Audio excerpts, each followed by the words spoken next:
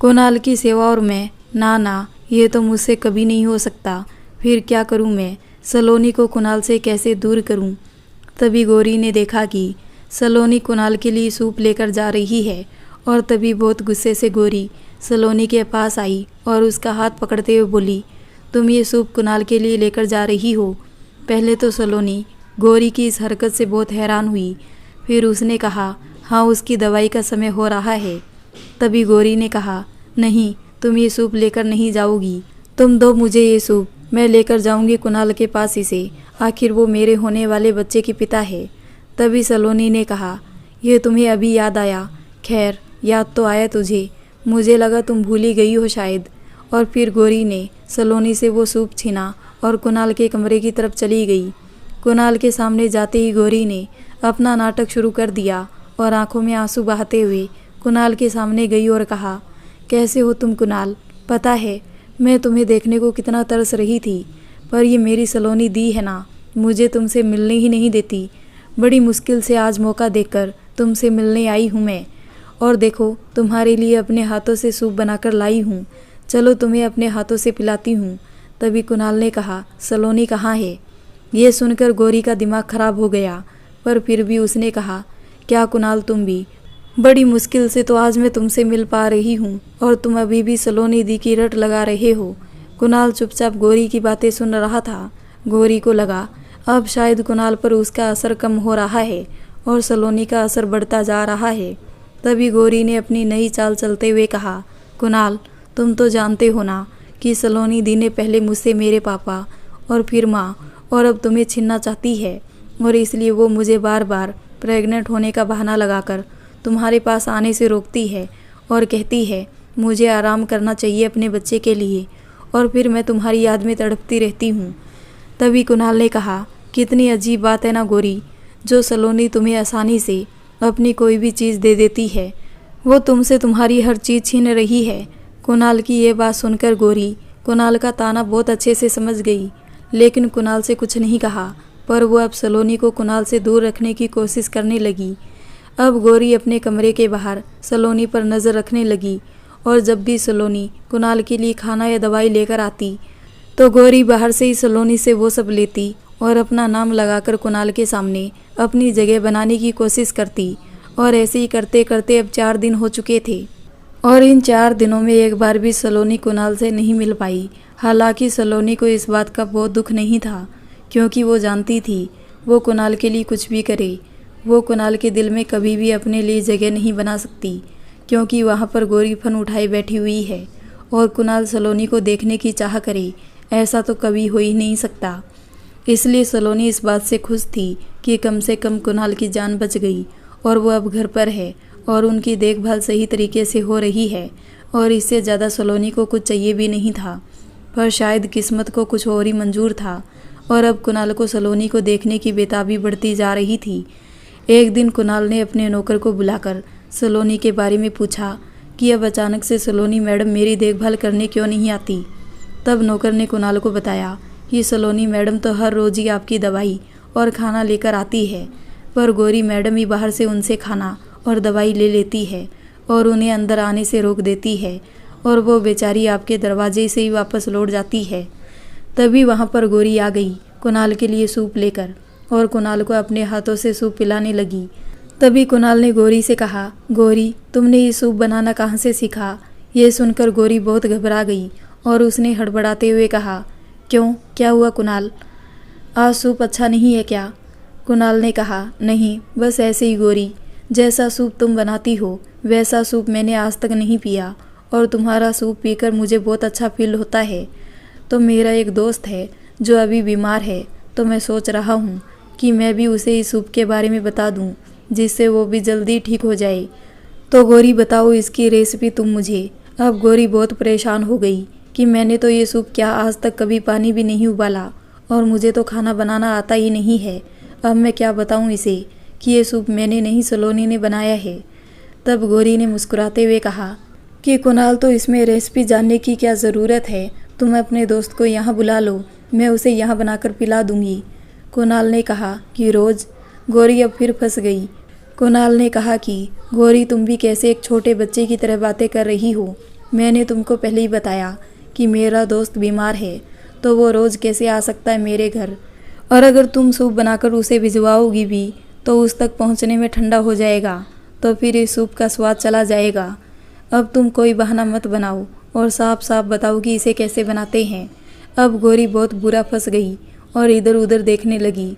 जब बहुत देर हो गई तब कुणाल ने कहा, क्या हुआ गौरी, रेसिपी याद नहीं आ रही है या तुम सूप बनाना ही भूल गई। गौरी ने अपना सिर नीचे कर लिया। तभी कुणाल ने कहा, पर मुझे एक बात पता है इस सूप को लेकर। गौरी ने कहा, क्या। तब कुणाल ने कहा कि इसे बनाने की रेसिपी सलोनी को ज़रूर आती है, क्योंकि ये सूप तुमने नहीं सलोनी ने बनाया है। और ये सुनकर गौरी कुणाल पर भड़क गई और गुस्से से चीखते हुए बोली, तुमसे किसने कहा कि ये सूप मैंने नहीं बल्कि सलोनी दी ने बनाया है। कुणाल ने कहा, यह बताने के लिए मुझे किसी से पूछने की ज़रूरत नहीं है।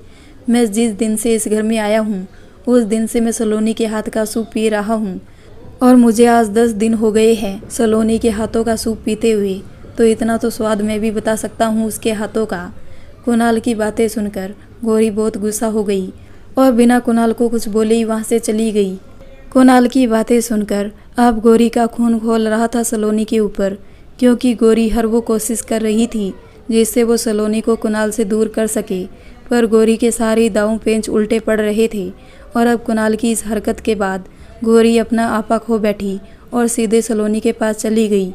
सलोनी किचन में रोजी की तरह अपने काम में लगी थी, वो भी इस बात से बेखबर की उसका पति कुणाल आज उसकी नामौजूदगी में कितना परेशान था।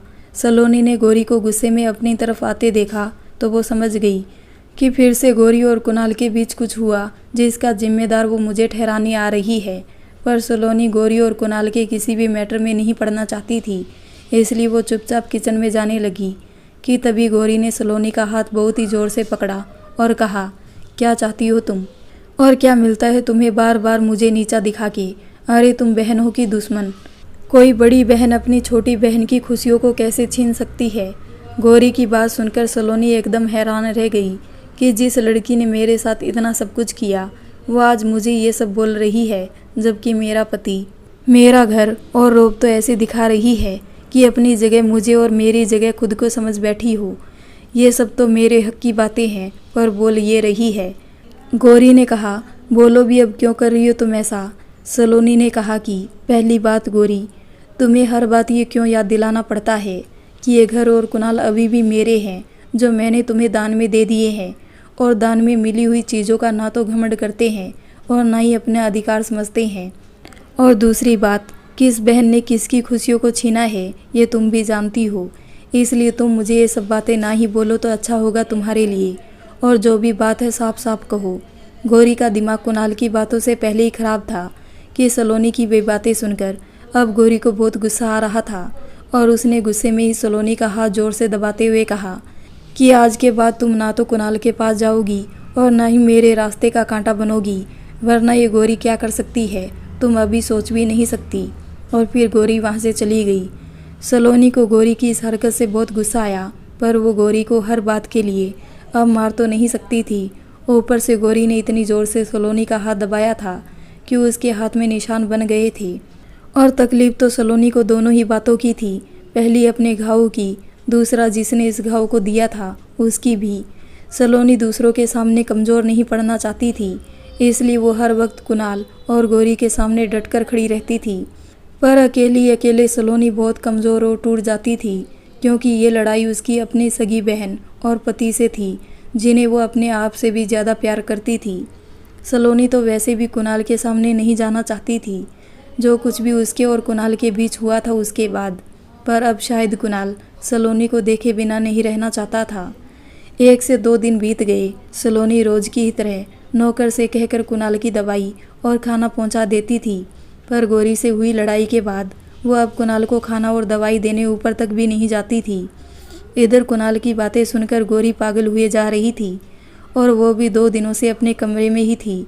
कुणाल कैसा है या उसे किस चीज़ की ज़रूरत है या नहीं, इससे गौरी को भी कोई लेना देना नहीं था। पर गौरी और सलोनी के इस झगड़े में कुणाल नहीं पिसना चाहता था, इसलिए उसने अपने नौकर के साथ मिलकर एक तरकीब सोची। कुणाल ने अपने नौकर को कहा कि आज मैं ये खाना नहीं खाऊंगा और तुम जाकर ये बात सलोनी मैडम को बता दो कि कुणाल सर ने खाना खाने से मना कर दिया है। और अगर सलोनी मैडम पूछे कि कुणाल सर ये खाना क्यों नहीं खा रहे हैं, तो तुम बोलना कि उनके सीने में अचानक ही बहुत दर्द हो रहा है, पर वो हम लोगों की बात नहीं सुन रहे और दवाई नहीं ले रहे हैं। नौकर ने कहा, सर माफ़ करिएगा, पर छोटा मुंह बड़ी बात कह रहा हूँ, आपके ऐसा करने से क्या होगा। कुणाल ने हंसते हुए कहा कि तुम्हारे इतने बोलने के बाद तुम्हारी सलोनी मैडम मेरे पास भागकर कमरे में आएगी मुझे देखने के लिए। फिर नौकर ने कहा, सर एक सवाल और पूछूं? कुणाल ने कहा, हाँ बोलो। नौकर ने कहा, सर आपको तो गौरी मैडम प्यार करती है, तो आपको ये खबर सलोनी मैडम की जगह गौरी मैडम को देना चाहिए। कुणाल ने कहा, मुझे कौन चाहता है, अब मुझे इस बात की परवाह नहीं है, बल्कि अब मैं किसे चाहता हूँ, मेरे लिए ये बहुत ज़रूरी है। कुणाल की इस बात से नौकर और कुणाल दोनों एक दूसरे को देखकर मुस्कुराने लगे। फिर नौकर ने कुणाल के कहे अनुसार सलोनी को जाकर ये खबर सुनाई, जिससे सलोनी बहुत घबरा गई और अब सलोनी का मन बार बार कुणाल की चिंता करने लगा। पर जो कुछ भी उसके और गौरी के बीच हुआ था, वो उसके बाद कोई और झगड़ा गौरी के साथ नहीं चाहती थी। इसलिए सलोनी ने नौकर से कहा, तुम्हें ये बात मुझे नहीं, गौरी मैडम को बतानी चाहिए। घर के सारे नौकर भी गौरी के स्वभाव और उसके बर्ताव को बहुत अच्छे से जानते थे। इसलिए नौकर ने कहा कि मैडम, मैं गया था गौरी मैडम के पास, पर उन्होंने आने से मना कर दिया, इसलिए मैं आपके पास चला आया। गौरी ने कुणाल के एक्सीडेंट पर जो भी बर्ताव किया था, उसे देखकर सलोनी ने भी नौकर की बात पर यकीन कर लिया कि गौरी ऐसा कर सकती है। और फिर सलोनी अपने मन को और नहीं समझा सकी और भागते हुए कुणाल के पास जा पहुंची, जहां कुणाल बड़ी बेसब्री से सलोनी के आने का इंतज़ार कर रहा था।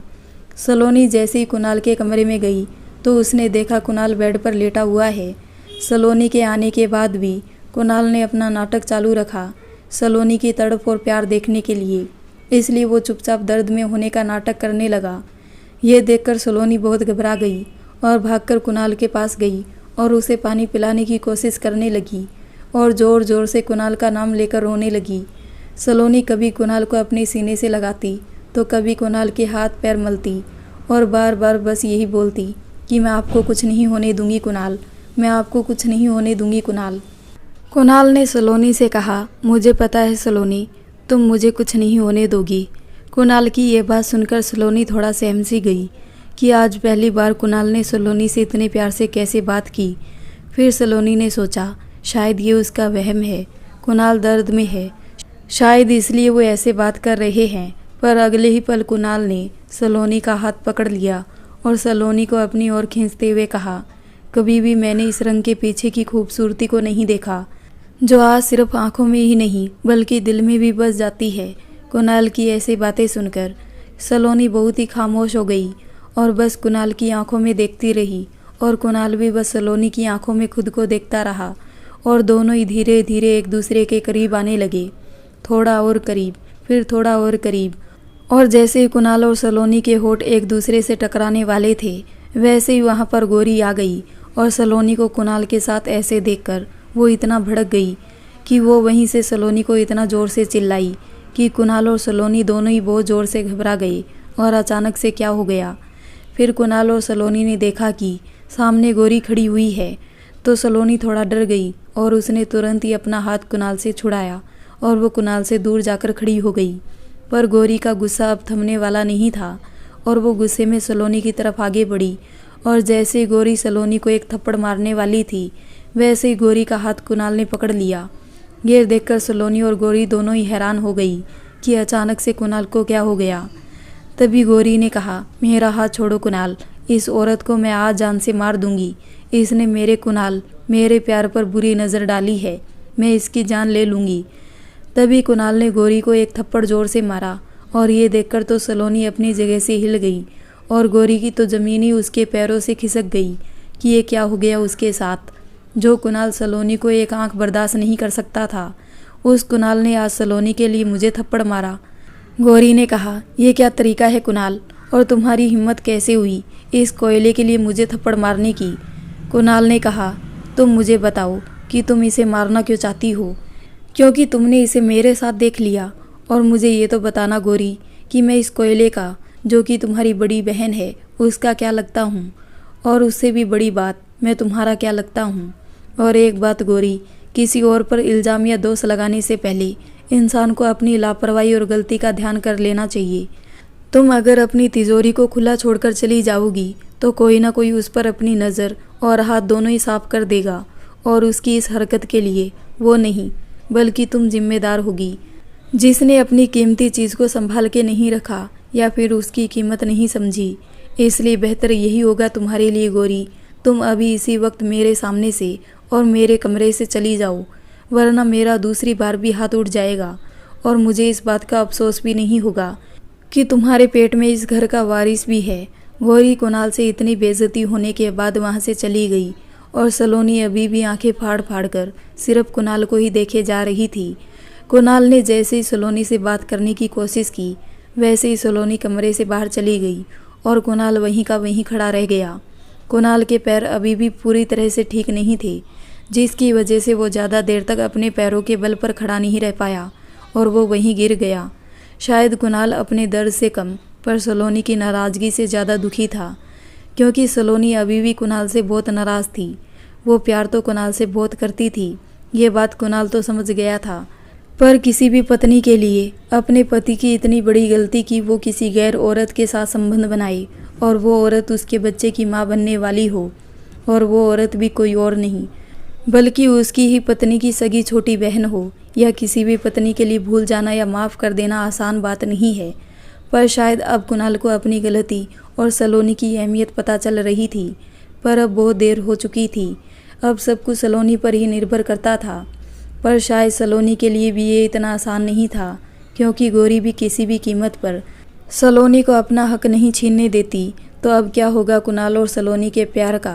सलोनी अपने कमरे में आकर भगवान की मूर्ति के सामने बैठकर रोने लगी और भगवान से कहने लगी, ये सब क्या हो रहा है भगवान मेरे साथ, और क्यों? इतनी परीक्षा मत लो मेरी प्रभु। आपने मुझे सांवला बनाया, मैंने कभी आपसे कोई शिकायत नहीं की, क्योंकि मैंने हमेशा ही इसे आपका आशीर्वाद समझकर अपनाया है। फिर आपने इस रंग की वजह से मुझे मेरी माँ से दूर किया, वो भी मैंने सह लिया।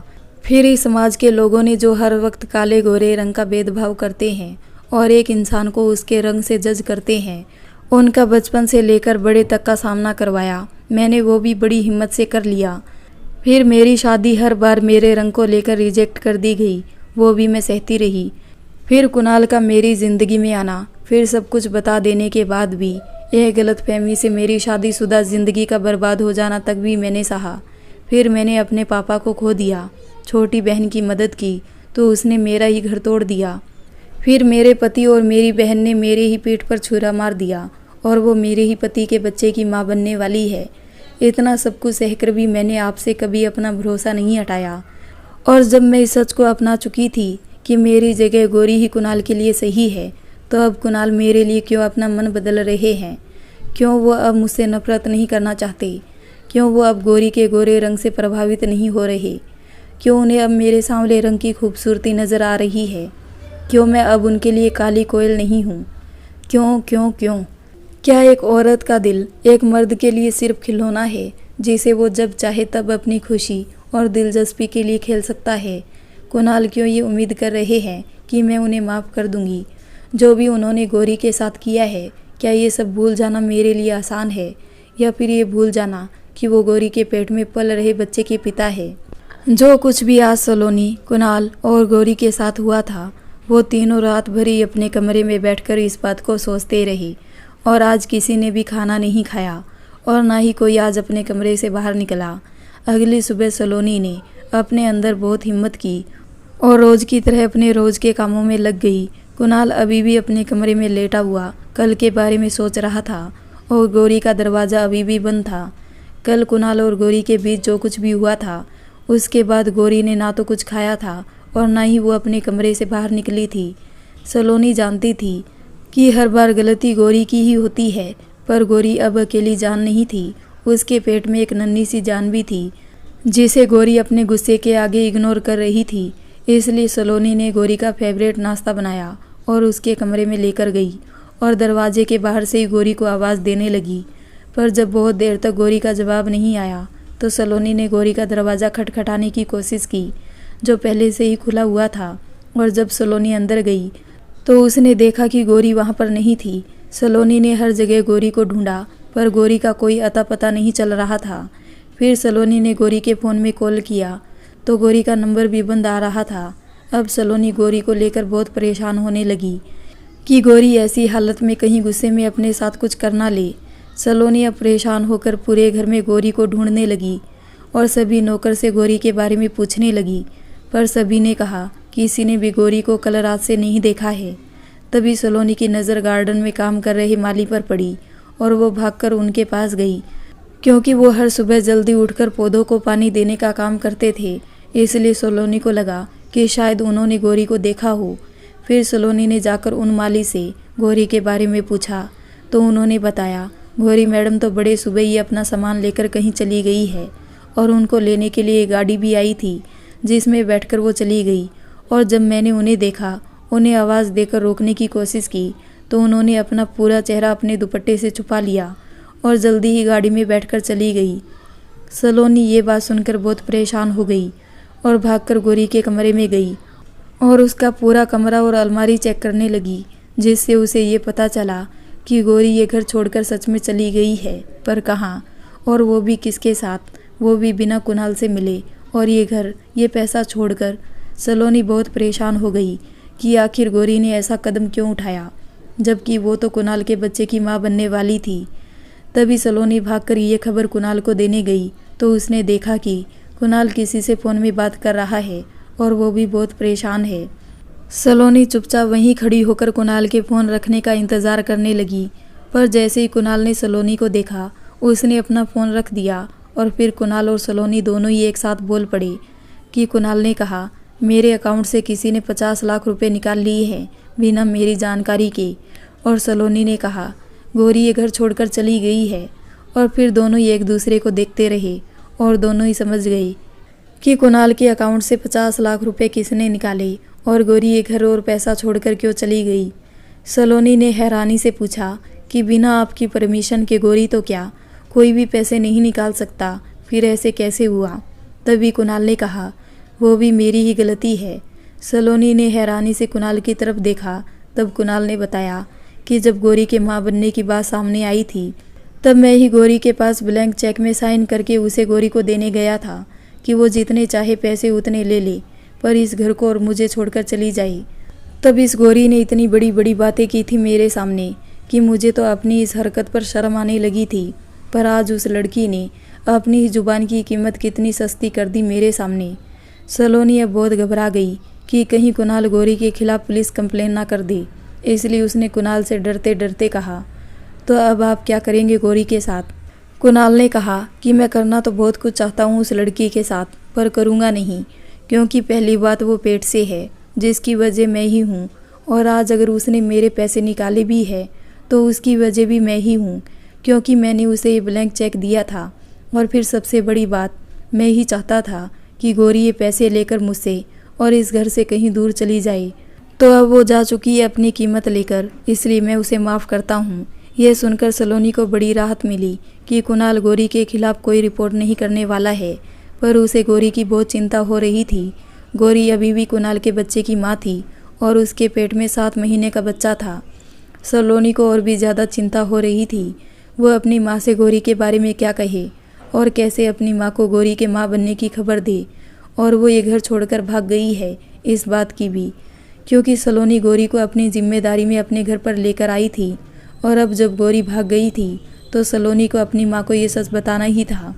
इसलिए सलोनी ने बड़ी हिम्मत की और अपने मायके की तरफ अपने कदम बढ़ा दिए कि वो अपनी माँ को सारा सच बता देगी, भले इसका परिणाम अब कुछ भी हो। सलोनी जैसे ही अपने घर की चौखट के पास पहुंची तो उसके कदम लड़खड़ाने लगे और वो अपने कदम पीछे कर ली। उसकी हिम्मत ही नहीं हो रही थी कि वो अपनी माँ को गोरी का सच बताए, और तभी उसकी हिम्मत टूट गई और सलोनी वहीं से वापस लौटकर अपने घर की तरफ जाने लगी कि तभी सलोनी की माँ ने सलोनी को देख लिया और कहा, सलोनी बेटी तू कहाँ जा रही है, अपने घर की चौखट तक आकर।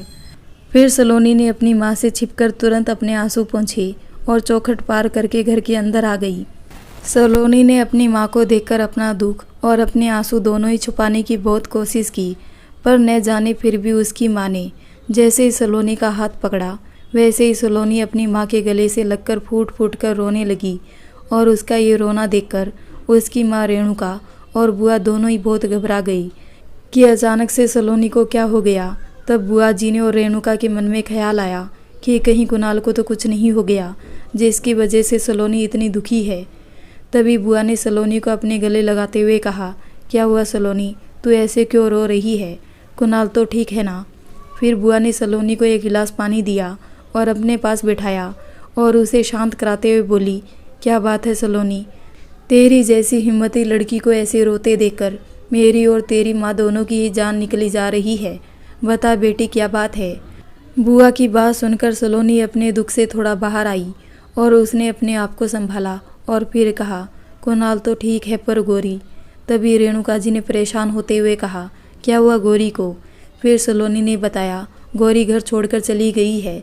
और फिर सलोनी ने गौरी के घर आने से लेकर घर छोड़कर जाने तक की सारी बात अपनी माँ और बुआ जी को बताई, जिसे सुनकर रेणुका जी तो अपना होश ही नहीं संभाल पाई और वो चक्कर खाकर गिर गई। सलोनी ने तुरंत ही अपनी माँ के चेहरे पर पानी की छींटे मारे, जिससे रेणुका जी को होश आया और उन्होंने होश में आते ही अपने आप को जोर जोर से थप्पड़ मारना शुरू कर दिया, जिसे देखकर सलोनी और बुआ जी दोनों ही बहुत घबरा गए। पर रेणुका जी अपने आप को लगातार थप्पड़ मारे ही जा रही थी। फिर सलोनी और बुआ जी ने रेणुका को संभाला और उसे होश में लाने की कोशिश की। थोड़ी देर बाद सलोनी ने अपनी माँ से कहा, माँ ये गौरी की गलती है, इसके लिए आप खुद को क्यों सज़ा दे रही है? तब रेणुका ने कहा, नहीं सलोनी, ये गौरी की नहीं बल्कि मेरी परवरिश की गलती है, जो मैंने उसे सही और गलत के बीच का फ़र्क नहीं समझाया। बस बचपन से ही उसके अंदर काले और गोरे रंग की दीवार बनाती चली गई, जिससे उसने अपनी सुंदरता का इतना नाजायज़ फ़ायदा उठाया कि उसने अपनी ही सगी बड़ी बहन के पति के साथ, छी, मुझे तो आज घिन आ रही है कि मेरी कोख में गौरी जैसी औलाद 9 महीने रही है। काश मुझे पता होता कि जिस औलाद को मैं अपनी ममता और प्यार से बड़ा कर रही हूँ, वही औलाद एक दिन मेरा मुंह काला कर देगी, तो मैं पैदा होते ही उसका गला दबा देती। कम से कम उसकी वजह से ये दिन नहीं देखने पड़ते। और फिर रेणुका ज़ोर ज़ोर से रोने लगी। तभी बुआ जी ने रेणुका को संभालते हुए कहा, देख रेणुका, जो होना था वो हो गया, पर अब जो सामने है हमें उसका सामना करना होगा। और अभी हमारे सामने हमारी दूसरी औलाद है, जिसका रिश्ता बहुत खतरे में है, क्योंकि सलोनी अभी भी कुणाल की पत्नी और देव आहूजा के घर की बहू है। रेणुका ने परेशान होते हुए सलोनी की तरफ देखा और कहा, अब तो क्या करेगी सलोनी? क्या तू कुणाल जी को छोड़ देगी? क्या गौरी की गलती की सज़ा तू कुणाल को देगी? सलोनी ने कहा, माँ, सिर्फ गौरी की गलती नहीं है, इसमें कुणाल की भी बराबर की गलती है। अगर वो नहीं चाहते तो जब मैं उनकी पत्नी होकर उनके बिस्तर पर नहीं गई तो गौरी कैसे चली जाती? इसलिए मेरी नज़रों में गौरी से ज़्यादा कुणाल गुनहगार है। बुआ जी ने सलोनी के कंधे पर हाथ रखते हुए कहा, सलोनी, तेरा जो भी फैसला होगा उसमें मैं तेरे साथ हूँ।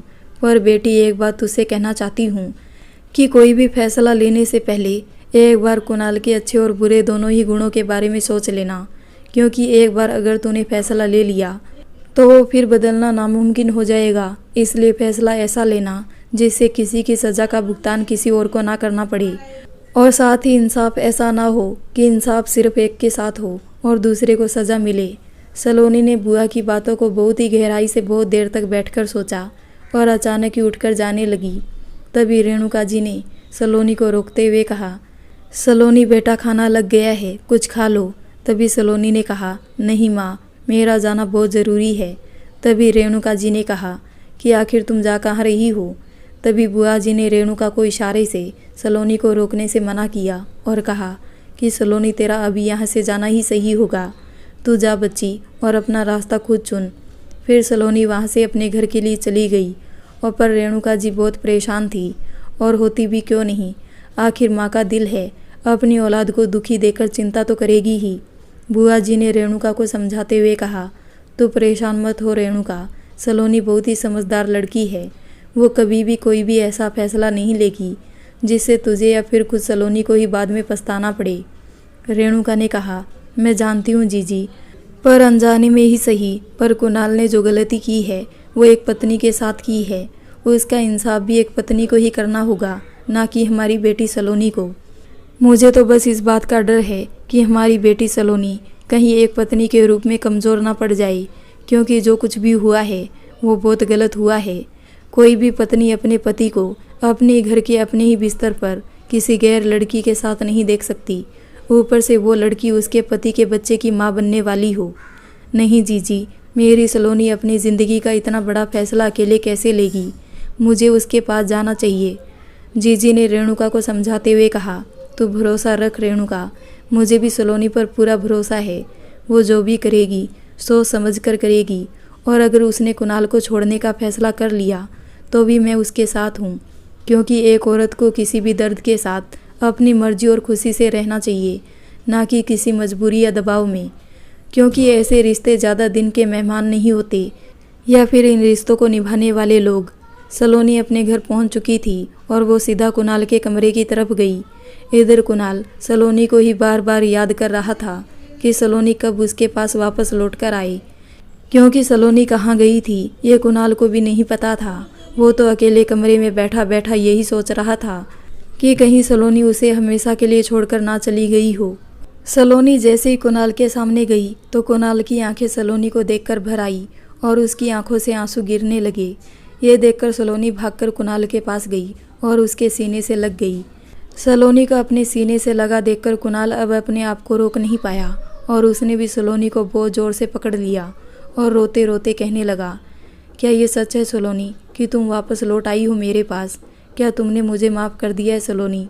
क्या अब तुम मुझे और इस घर को छोड़कर कभी नहीं जाओगी?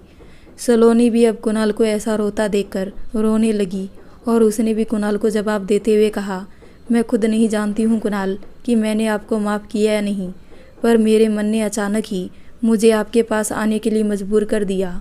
और ये सच है कुणाल कि मैं अब आपको और इस घर को छोड़कर कभी नहीं जाऊंगी। मेरे अंदर आज भी आपकी गलती के लिए गुस्सा भरा हुआ है, पर मेरा दिल न जाने क्यों बार बार ये कहता है कि मेरे पति ऐसा नहीं कर सकते हैं, और इसलिए मैं ना चाहते हुए भी आपको छोड़कर नहीं जाना चाहती। पर अगर ये सच भी है तो मैं आपको आपकी इस गलती के साथ भी अपनाती हूँ, क्योंकि प्यार का दूसरा मतलब यही होता है कि आप जिससे प्यार करो आप उसे सिर्फ उसकी अच्छाई पर ही नहीं बल्कि उसकी गलती पर भी साथ खड़े रहो, और मैं आपके साथ हर हालातों में हूँ। यह सुनकर कुणाल और सलोनी दोनों ही एक दूसरे के गले लगकर रोते रहे। अगली सुबह सलोनी के लिए बहुत खास थी, क्योंकि सलोनी की ज़िंदगी में प्रॉब्लम तो अभी भी थी, पर अब सलोनी के पास उसके पति कुणाल का साथ था। अब सलोनी पहले से भी ज़्यादा कुणाल का ध्यान रखने लगी और कुणाल भी सलोनी को अपने आसपास देखकर बहुत खुश रहने लगा। धीरे धीरे सलोनी की मेहनत रंग लाने लगी और कुणाल अब पूरी तरह से ठीक हो चुका था और अब वो बिना किसी के सहारे अपने पैरों से चलने फिरने लगा था। सलोनी और कुणाल दोनों ही अपनी ज़िंदगी में बहुत खुश थे और अब कुणाल फिर से ऑफिस भी जाने लगा। इसी बीच सलोनी का जन्मदिन भी आ गया, पर सलोनी ने अपने जन्मदिन की बात कुणाल को नहीं बताई और कुणाल ने कभी सलोनी से ज़्यादा बात नहीं की जिससे उसे सलोनी के जन्मदिन के बारे में कोई जानकारी हो, इसलिए उसे भी इस बारे में कुछ नहीं पता था। लेकिन कुणाल को ऑफिस के ही कुछ काम से बाहर एक होटल में जाना था और जब कुणाल अपनी मीटिंग ख़त्म करके होटल से लौट रहा था तभी उसे एक मंदिर दिखी। तो कुणाल ने सोचा, भगवान की कृपा से अब मैं ठीक हूँ और मेरी ज़िंदगी में अब सब कुछ ठीक है, तो भगवान के मंदिर में जाकर उनका शुक्रिया करना चाहिए। और फिर कुणाल मंदिर की तरफ चला गया। कुणाल को मंदिर जाकर सलोनी की माँ रेणुका और बुआ जी मिली, जो भगवान के आगे अपना माथा टेक रही थी। कुणाल ने तो ध्यान नहीं दिया, पर सलोनी की माँ रेणुका ने कुणाल को देखकर बुआ को तुरंत बताया। अब रेणुका और बुआ जी सलोनी और कुणाल के बीच रिश्ता कैसा था ये नहीं जानती थी, क्योंकि सलोनी ने कभी भी इस बारे में नहीं बताया था। इसलिए रेणुका और बुआ जी ने सोचा कि कुणाल आज सलोनी के जन्मदिन की शुभकामना के लिए यहाँ सलोनी के लिए मंदिर आया है। इसलिए रेणुका जी ने जाकर तुरंत ही कुणाल को कहा, बेटा सलोनी नहीं आई। कुणाल कुछ कहता है कि तभी बुआ जी बोल पड़ी कि रेणुका तू भी कैसी बातें कर रही है। अब हमारे दामाद जी अपनी पत्नी के जन्मदिन की प्रार्थना सलोनी से छिपकर ही ना करेंगे, क्यों ना दामाद जी? बुआ ने कुणाल को छेड़ते हुए कहा। तब कुणाल को पता चला कि आज सलोनी का जन्मदिन है, पर कुणाल भगवान के मंदिर में था और वो भगवान के सामने और झूठ नहीं बोलना चाहता था। इसलिए उसने सलोनी की माँ और बुआ जी को अपनी और सलोनी की शादी के दूसरे दिन से लेकर अब तक की सारी बात बता दी, जिसे सुनकर रेणुका और बुआ जी हैरानी से कुणाल की तरफ देखते रहे। कुणाल की बातें सुनकर रेणुका जी ने कहा कि अब समझ में आया जीजी कि हम जब भी कुणाल के बारे में सलोनी से पूछते थे तो वो हर बार बहाने क्यों बना देती थी। ये सुनकर कुणाल ने कहा, क्या सलोनी ने आपको कुछ भी नहीं बताया? मैंने आज तक जो कुछ भी उसके साथ किया उसके बारे में। तब बुआ जी ने कहा, कुणाल बेटा, मैं ये तो नहीं जानती कि तुमने हीरे को कोयला कैसे समझ लिया, पर हमारी सलोनी हीरे से भी ज़्यादा कीमती है बेटा। हर वक्त हीरे की चमक से उसकी पहचान नहीं की जाती है, क्योंकि असली हीरा तो ज़मीन के अंदर धूल और मिट्टी में ही छुपा रहता है। उसे ढूंढकर फिर जौहरी उसमें चमक लाता है। इसलिए तो कहते हैं कि असली हीरे की पहचान सिर्फ जौहरी को ही होती है। शायद तुम भी सलोनी के रंग से उसकी असली चमक नहीं देख पाए और उसे इतनी तकलीफ दे दी, और बदले में हमारी सलोनी बिटिया हमेशा ही तुम्हारा गुणगान करती रही और सब कुछ चुपचाप सहती रही। तभी कुणाल रेणुका और बुआ जी दोनों के ही पैर पकड़कर माफ़ी मांगने लगा, और ये देखकर रेणुका ने तुरंत ही कुणाल को ऊपर उठाया और कहा, दामाद जी, आप ये क्या कर रहे हैं? हमारे यहाँ दामाद से पैर नहीं छुआते बल्कि उनके पैर छूते हैं। तभी कुणाल ने कहा, जो हरकत मैंने की है उसके बाद मैं दामाद कहलाने के लायक नहीं हूँ, इसलिए मैं सबसे अपनी गलती की माफ़ी मांग रहा हूँ। पर मैं आपसे इतना ही कह सकता हूँ कि जो खुशी और सुख मैंने आज तक सलोनी को नहीं दिया वो अब मैं सब दूंगा। अब मेरे लिए सलोनी क्या है ये सिर्फ मैं ही जानता हूँ, और उससे भी बड़ी बात मेरे लिए ये है कि सलोनी ने मेरी इतनी गलतियों के बाद भी मुझे माफ़ कर दिया। आपने ठीक ही कहा बुआ जी कि अक्सर हम असली हीरे को मिट्टी या धूल में जमा देखकर उसे कांच समझ लेते हैं और उसकी कीमत भी 2 कौड़ी की नहीं समझते। लेकिन आज सलोनी का जन्मदिन है, यह जानने के बाद अब मैं उसके जन्मदिन में कोई कमी नहीं रहने दूंगा, और आज उसे जितना हो सका उतना खुश रखने की कोशिश करूंगा। यह सुनकर रेणुका और बुआ जी को बड़ी तसल्ली और सुकून मिला, और उनके चेहरे पर एक प्यारी सी स्माइल भी आ गई, और उन दोनों ने कुणाल को आशीर्वाद दिया और वहाँ से चली गई। कुणाल ने एक बार फिर भगवान को धन्यवाद किया कि उन्होंने सलोनी का जन्मदिन कुणाल तक पहुँचाया, और फिर कुणाल ने भी अपना माथा टेका और घर की तरफ निकल गया। कुणाल ने घर आते ही सलोनी से कुछ नहीं कहा और जाकर सीधा अपने कमरे में चला गया और शाम की सरप्राइज पार्टी की तैयारी करने लगा। सलोनी अपने घर के काम में व्यस्त थी और कुणाल शाम की तैयारियों में। सलोनी बार बार कुणाल के पास आती और कुणाल हर बार ही सलोनी को इग्नोर कर देता। ये देखकर सलोनी को अब कुणाल पर बहुत गुस्सा आने लगा कि पता नहीं आज इन्हें क्या हो गया है। जब भी मैं इनसे बात करने जाती हूँ ये या तो सुनते नहीं या फिर फ़ोन में बिजी हो जाते हैं। इन्हें तो ये तक नहीं पता है कि आज मेरा जन्मदिन है और ये आज ही मेरे साथ ऐसा कर रहे हैं। ठीक है, अगर ये मुझसे बात नहीं करना चाहते तो अब मैं भी उनके पास नहीं जाऊंगी। कुणाल जानबूझकर सलोनी को इग्नोर कर रहा था जिससे वो शाम की तैयारी कर सके, क्योंकि अगर सलोनी को थोड़ी भी भनक लगती तो उसे मालूम हो जाता कि कुणाल को उसके जन्मदिन के बारे में पता चल गया है, और फिर कुणाल का सारा सरप्राइज़ खराब हो जाता है। शाम ढलने लगी थी और रात भी होने लगी थी, और सलोनी छत पर खड़ी होकर आज अपने पापा को याद कर रही थी कि तभी पीछे से कुणाल आया और उसने सलोनी की आंखें अपने हाथों से बंद कर ली। सलोनी ने घबराकर कहा कि कौन है? तब कुणाल ने कहा, अरे डरो मत, मैं ही हूँ। तभी सलोनी ने कहा, आप ये क्या कर रहे हैं मेरे साथ? तब कुणाल ने कहा कि अभी मैंने कुछ किया ही कहाँ है तुम्हारे साथ, बल्कि अब करने वाला हूँ। तब सलोनी ने हैरानी से कहा, क्या मतलब है इसका? तब कुणाल ने कहा, तुम अब ज़्यादा सवाल जवाब मत करो और अपने पति का हुक्म मानो, समझी? सलोनी ने कहा, ठीक है, बोलिए क्या करना है मुझे? कुणाल ने कहा, तुम मेरे साथ चलो बिना किसी सवाल जवाब के। फिर कुणाल सलोनी की आंखें बंद करके उसे अपने रूम तक लेकर आया, और उसने सलोनी की आंखों से अपना हाथ हटाया और सलोनी के कान में धीरे से जाकर कहा कि अब तुम अपनी आंखें खोल सकती हो। और फिर जैसे ही सलोनी ने अपनी आंखें खोली तो सलोनी ने देखा पूरा कमरा गुलाब के फूलों और मोमबत्तियों से सजा हुआ है, और दीवार की हर तरफ बस सलोनी और कुणाल की शादी की तस्वीर लगी हुई है, और एक जगह पर लिखा हुआ था, आई लव यू सलोनी। ये सब देखकर सलोनी की आंखें भर आई। वो हर चीज़ को पास जाकर छूने लगी और फिर पलटकर कुणाल की तरफ देखा और उसके गले लगकर रोने लगी और कहने लगी, ये कोई सपना तो नहीं है ना कुणाल? क्या ये सब कुछ सच है? क्या ये सब कुछ सच में मेरे लिए है? तब कुणाल ने कहा कि सब कुछ। अरे अभी तो बहुत कुछ बाकी है सलोनी।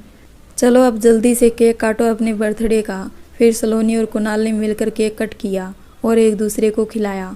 फिर कुणाल ने कहा कि अब तुम्हारे गिफ्ट की बारी है, तो चलो मैडम ये लो अपना गिफ्ट। सलोनी ने गिफ्ट खोलकर देखा तो उसमें वही सेक्सी ड्रेस थी जो गौरी ने सलोनी को सबके आने पर पहनाई थी। और ये देखकर सलोनी ने कुणाल से कहा कि ये ड्रेस, नहीं नहीं कुणाल, मैं ये नहीं पहनूंगी। एक बार गलती से पहना था तो कितना तमाशा हुआ था, अब ये गलती मैं दोबारा नहीं करूंगी। तभी कुणाल ने कहा कि तब तुमने गलती से नहीं, गलतफहमी से पहना था, और अब ये ड्रेस मैं तुम्हें सच में पहना रहा हूँ क्योंकि आज मैं अपनी सलोनी की सारी खूबसूरती देख लेना चाहता हूँ। कुणाल ने ये बात बड़ी रोमांटिक अंदाज में सलोनी से कहा, जिसे सुनकर सलोनी शर्मा गई और ड्रेस पहनने चली गई।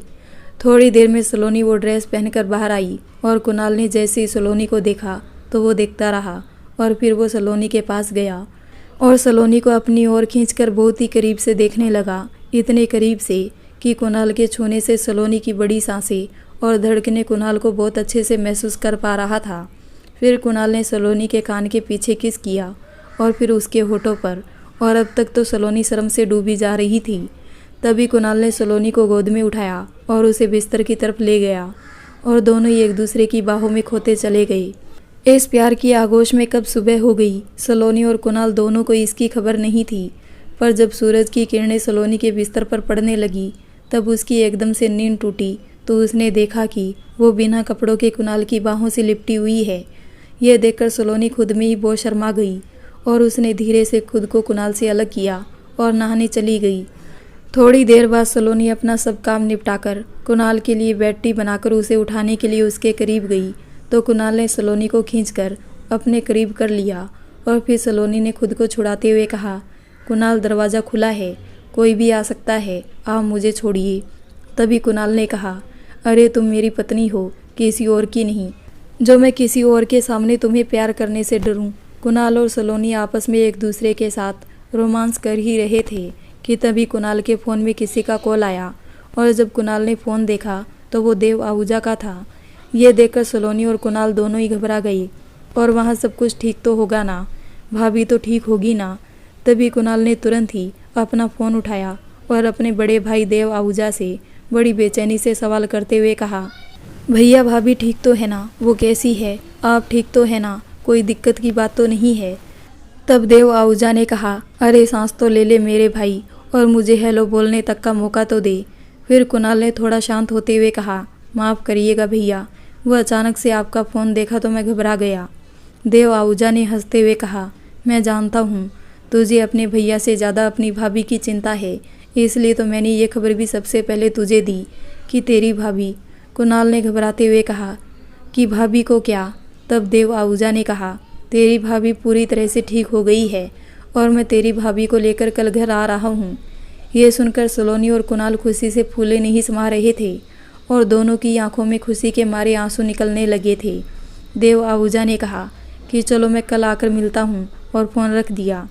और अभी भी कुणाल और सलोनी एक दूसरे से गले लगकर खुशी के आंसू बहा रहे थे। सलोनी के लिए तो ये सब कुछ सपने की तरह था। पहले कुणाल का सलोनी को उसके सांवले रंग के साथ अपना लेना और फिर देविका भाभी का ठीक होकर घर लौटना। देविका की तबीयत ठीक होकर घर आने की बात सुनकर कुणाल और सलोनी बहुत खुश थे और अगले दिन ही सलोनी सुबह जल्दी उठकर पूरे घर को फूलों से सजाने में लगी थी। तरह तरह के पकवान खुद सलोनी ने अपने भैया और भाभी के लिए बनाया था। पूरे घर में खुशी का माहौल और रौनक थी। भगवान के सामने सलोनी हाथ जोड़कर खड़ी थी और मन में प्रार्थना कर रही थी, हे प्रभु, आप अपनी कृपा सदैव इस घर पर और देविका भाभी पर बनाए रखना। वो बहुत ही अच्छी इंसान है, न जाने उन्हें किसकी नज़र लग गई और उन्हें इतना सब कुछ झेलना पड़ा।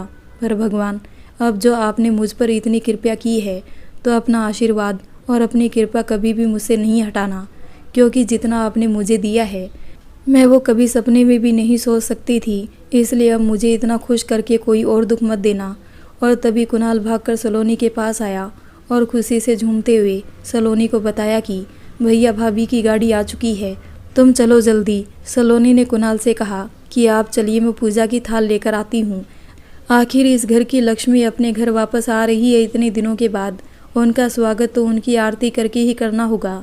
सलोनी की बात सुनकर कुणाल की आंखें भर आई और उसने मन में सोचा कि ये मेरी भाभी के लिए मुझसे भी ज़्यादा सोचती है। अब समझ में आया कि भगवान में आपके दिए हुए आशीर्वाद को समझ ही नहीं पाया। आपने तो मुझे वही दिया था जो मैंने आपसे मांगा था, कि एक ऐसी लड़की जो मुझे प्यार करे, मेरे भैया भाभी को मुझसे भी ज़्यादा सम्मान करे। और सलोनी हूबहू वैसी ही है, मुझसे ज़्यादा मेरे भाई भाभी के लिए सोचती है। और मैंने अपनी प्रार्थना में आपसे ये तो कहा ही नहीं था कि मुझे सांवली नहीं बल्कि गोरी लड़की देना, इसलिए आपने मुझे वो दिया जितना मैंने मांगा।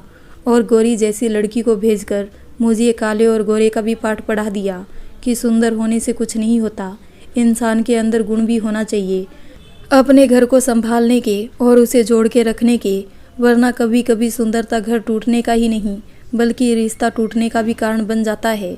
सलोनी ने कुणाल की तरफ देखा और कहा, आपको क्या हुआ, अब इस तरह मुझे क्यों देख रहे हैं? कुणाल ने कहा, कुछ भी नहीं सलोनी, मैं जाता हूँ, तुम भी जल्दी आ जाना।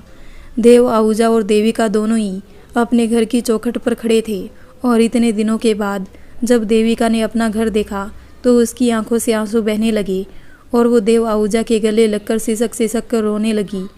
तभी वहाँ पर मुस्कुराता चेहरा लेकर सलोनी आई और उसने अपनी भाभी के पैर छूते हुए कहा कि अब रोने के दिन गए भाभी, अब तो हमारे हंसने और खिलखिलाने के दिन है। तभी देविका ने जब सलोनी को देखा तो वो उसे गले लगाकर रोने लगी और उसने कहा, तुम अभी भी इस घर में हो, तुमने अपना किया वादा निभाया सलोनी, मेरे जाने के बाद भी मैं तुम्हारी ज़िंदगी भर एहसानमंद रहूँगी। तुमने जो भी मेरे और इस घर के लिए किया है मैं वो कभी भी नहीं भूलूंगी, पर अब तुम्हें इस जोर ज़बरदस्ती के बंधन में रहने की ज़रूरत नहीं है, तुम चाहो तो अभी इस घर को छोड़कर जा सकती हो। सलोनी ने कहा कि भाभी, आप अभी इस घर में आई हैं और आप ये सब बातें करने लगी। आज हमारे लिए कितना खुशी का दिन है कि आज हमारे इस घर में राम जी और सीता जी जैसे भाई और भाभी घर वापस लौट कर आए अपना वनवास ख़त्म करके, तो ये गिले शिकवे हम बाद में दूर कर लेंगे। अभी आपका और भैया का स्वागत करने दीजिए मुझे, और अंदर आकर जल्दी आप मेरी रंगोली देखिए जो मैंने आपके घर वापस आने की खुशी में बनाई है। सलोनी ने देव और देविका दोनों की ही आरती उतारकर बड़ी खुशी से स्वागत किया और अंदर बुलाया। अंदर आते ही देविका ने अपने पूरे घर को देखा और वो घर उसे वैसे ही मिला जैसे कि वो छोड़कर गई थी। फिर उसकी नज़र सलोनी की बनाई रंगोली पर पड़ी तो उसकी आंखों से आंसू निकल आए और वह सलोनी के गले लगी और कहने लगी, सलोनी, तुम इंसान नहीं हो बल्कि कोई महान शक्ति ही हो, क्योंकि एक आम इंसान तो कभी भी किसी के लिए ऐसा कर ही नहीं सकता है जितना कि तुमने मेरे लिए किया है, जबकि मेरी वजह से तुम्हारी पूरी ज़िंदगी बर्बाद हो गई। ये घर आज भी वैसा ही है सलोनी जैसा मैं छोड़कर गई थी, पर इसके बदले शायद मैंने तुम्हें बहुत तकलीफ़ और दर्द दे दिया। कुणाल की हिम्मत अभी भी नहीं हो रही थी कि वो अपनी भाभी से जाकर मिले, क्योंकि जब उसे सलोनी के गुणों का एहसास हुआ तो उसे अपनी बातें और व्यवहार का भी ख्याल आया। जब उसने अपनी शादी के अगले ही दिन अपने भाई और भाभी पर इतना सवाल और नियत पर उंगली उठाई थी, इसलिए वो दूर से ही खड़े होकर अपनी भाभी को निहारता रहा। तभी सलोनी ने भाभी को कुणाल के एक्सीडेंट और कुणाल का सलोनी के लिए बदले हुए बर्ताव के बारे में बताया, जिसे सुनकर देव आहूजा और देविका को यकीन ही नहीं हो रहा था। देविका ने तो सलोनी से कहा भी कि सलोनी, अब तुम्हें और झूठ बोलने की ज़रूरत नहीं है, मैं पूरी तरह से ठीक हूँ और मैं तुम दोनों के रिश्ते की सच्चाई को भी अपना चुकी हूँ, इसलिए तुम कुणाल की गलती पर पर्दा मत डालो। तभी सलोनी ने देविका के सिर पर हाथ रखते हुए कहा, भाभी, मैं सच बोल रही हूँ, मेरे और कुणाल के बीच अब पति और पत्नी वाला रिश्ता है, मैं कोई झूठ नहीं बोल रही हूँ। सलोनी के ऐसे करने पर देव आहूजा और देविका की आंखें फटी की फटी रह गई और उन दोनों के ही चेहरे पर एकदम से मुस्कान आ गई और देविका ने सलोनी से कहा, क्या तुम सच कह रही हो सलोनी? तब सलोनी ने मुस्कुराते हुए अपना सिर हिलाया और फिर देविका ने खुशी से सलोनी को गले लगा लिया और देव आहूजा ने दूर खड़े अपने भाई कुणाल को खुशी से गोद में उठा लिया और पूरा घर खुशी से झूमने लगा। फिर कुणाल अपना सिर नीचे करते हुए देविका के पास आया और उसके चरणों में गिरकर माफ़ी मांगने लगा कि मुझे भैया और भाभी माफ़ कर दीजिए, जो कुछ भी मैंने आप दोनों के साथ बदतमीज़ी की और आपके प्यार पर सवाल उठाया, मैं आप लोगों की माफ़ी के लायक नहीं हूँ, पर मैं आपके चरणों में रहकर आपकी सेवा करना चाहता हूँ। तभी देविका ने कुणाल को अपने पैरों से उठाया और अपने सीने से लगाते हुए बोली कि तूने रंग और गुणों के बीच के फ़र्क को समझकर सलोनी को अपना लिया, इससे ज़्यादा मेरे और तेरे भैया के लिए और कुछ भी नहीं है कुणाल। तू मेरा कल भी बच्चा था और आज भी है और हमेशा रहेगा, और मुझे गर्व है कि। तभी कुणाल ने अपनी भाभी को आगे बोलने से रोक दिया। कुणाल और सलोनी के एक हो जाने से पूरे घर में खुशी का माहौल छा गया था, और अब तो देविका की भी तबीयत पूरी तरह से ठीक हो चुकी थी और सब साथ में खुशी खुशी रह रहे थे। देव आहूजा वापस से अपनी कंपनी में अपने बिजनेस को संभालने के लिए लौट चुका था, और साथ ही अब कुणाल भी अपने बड़े भाई के बिजनेस को बखूबी चला रहा था। घर पर सलोनी देविका का बहुत ध्यान रखती, और देविका भी सलोनी की मदद के लिए आगे पीछे लगी रहती थी। सलोनी का घर अब सही तरीके से चल रहा था और चारों तरफ खुशियां ही खुशियां थी। एक दिन देव आहूजा और कुणाल जल्दी ऑफिस से घर आ गए और सब मिलकर घर पर एक साथ बैठकर डिनर कर रहे थे। तभी कुणाल ने देव आहूजा से कहा कि भैया, मेरे दिमाग में एक बात है, अगर आप कहे तो मैं आपसे और भाभी के सामने अपनी बात रखूं। देविका ने कहा, कुणाल, तुम्हें कब से अपने मन की बात कहने के लिए अपने भैया भाभी की परमिशन की ज़रूरत होने लगी। तभी कुणाल ने मुस्कुराते हुए कहा, वो भाभी आप ठीक हो गई है और भैया भी बहुत लंबे समय के बाद ऑफिस से लौट आए हैं, तो मैं सोच रहा था क्यों ना घर पर एक छोटी सी पार्टी रखी जाए, जिससे हमारे घर का थोड़ा माहौल भी चेंज हो जाएगा और सबको आपसे, भैया से और साथ ही सलोनी से भी मिलने का मौका मिल जाएगा। क्योंकि सलोनी की मुंह दिखाई में जो कुछ भी हुआ था वो सब ठीक नहीं था, इसलिए मैं बीता हुआ वक्त तो वापस लौट कर नहीं ला सकता, पर आने वाले वक्त को ज़रूर अच्छा करने की कोशिश कर सकता हूँ। देव और देविका कुणाल के मुंह से सलोनी के लिए इतनी परवाह देखकर बहुत खुश हुए, और देव आहूजा ने तो खुशी के मारे जोर से कहा कि शुभ काम में देरी कैसी, हम कल ये पार्टी घर पर रखेंगे, और तुम कुणाल असिस्टेंट को कहकर कल के इनविटेशन कार्ड को बनाने का ऑर्डर दे दो। देविका ने कहा, इतनी जल्दी भी क्या है, अभी तो मैंने कोई तैयारी नहीं की, ना तो मेरे पास कोई नई साड़ी है और ना ही मैं अभी तक पार्लर गई हूँ, और ये हमारी सलोनी की मुंह दिखाई है, कम से कम इसके लिए तो कुछ नया होना चाहिए। देव आहूजा ने अपने सारे कार्ड निकालकर सलोनी के हाथ में दे दिए और कहा, जो भी पसंद हो और जो भी चाहिए हो, सलोनी तुम जाओ और जाकर बिना किसी झिझक के ले आना।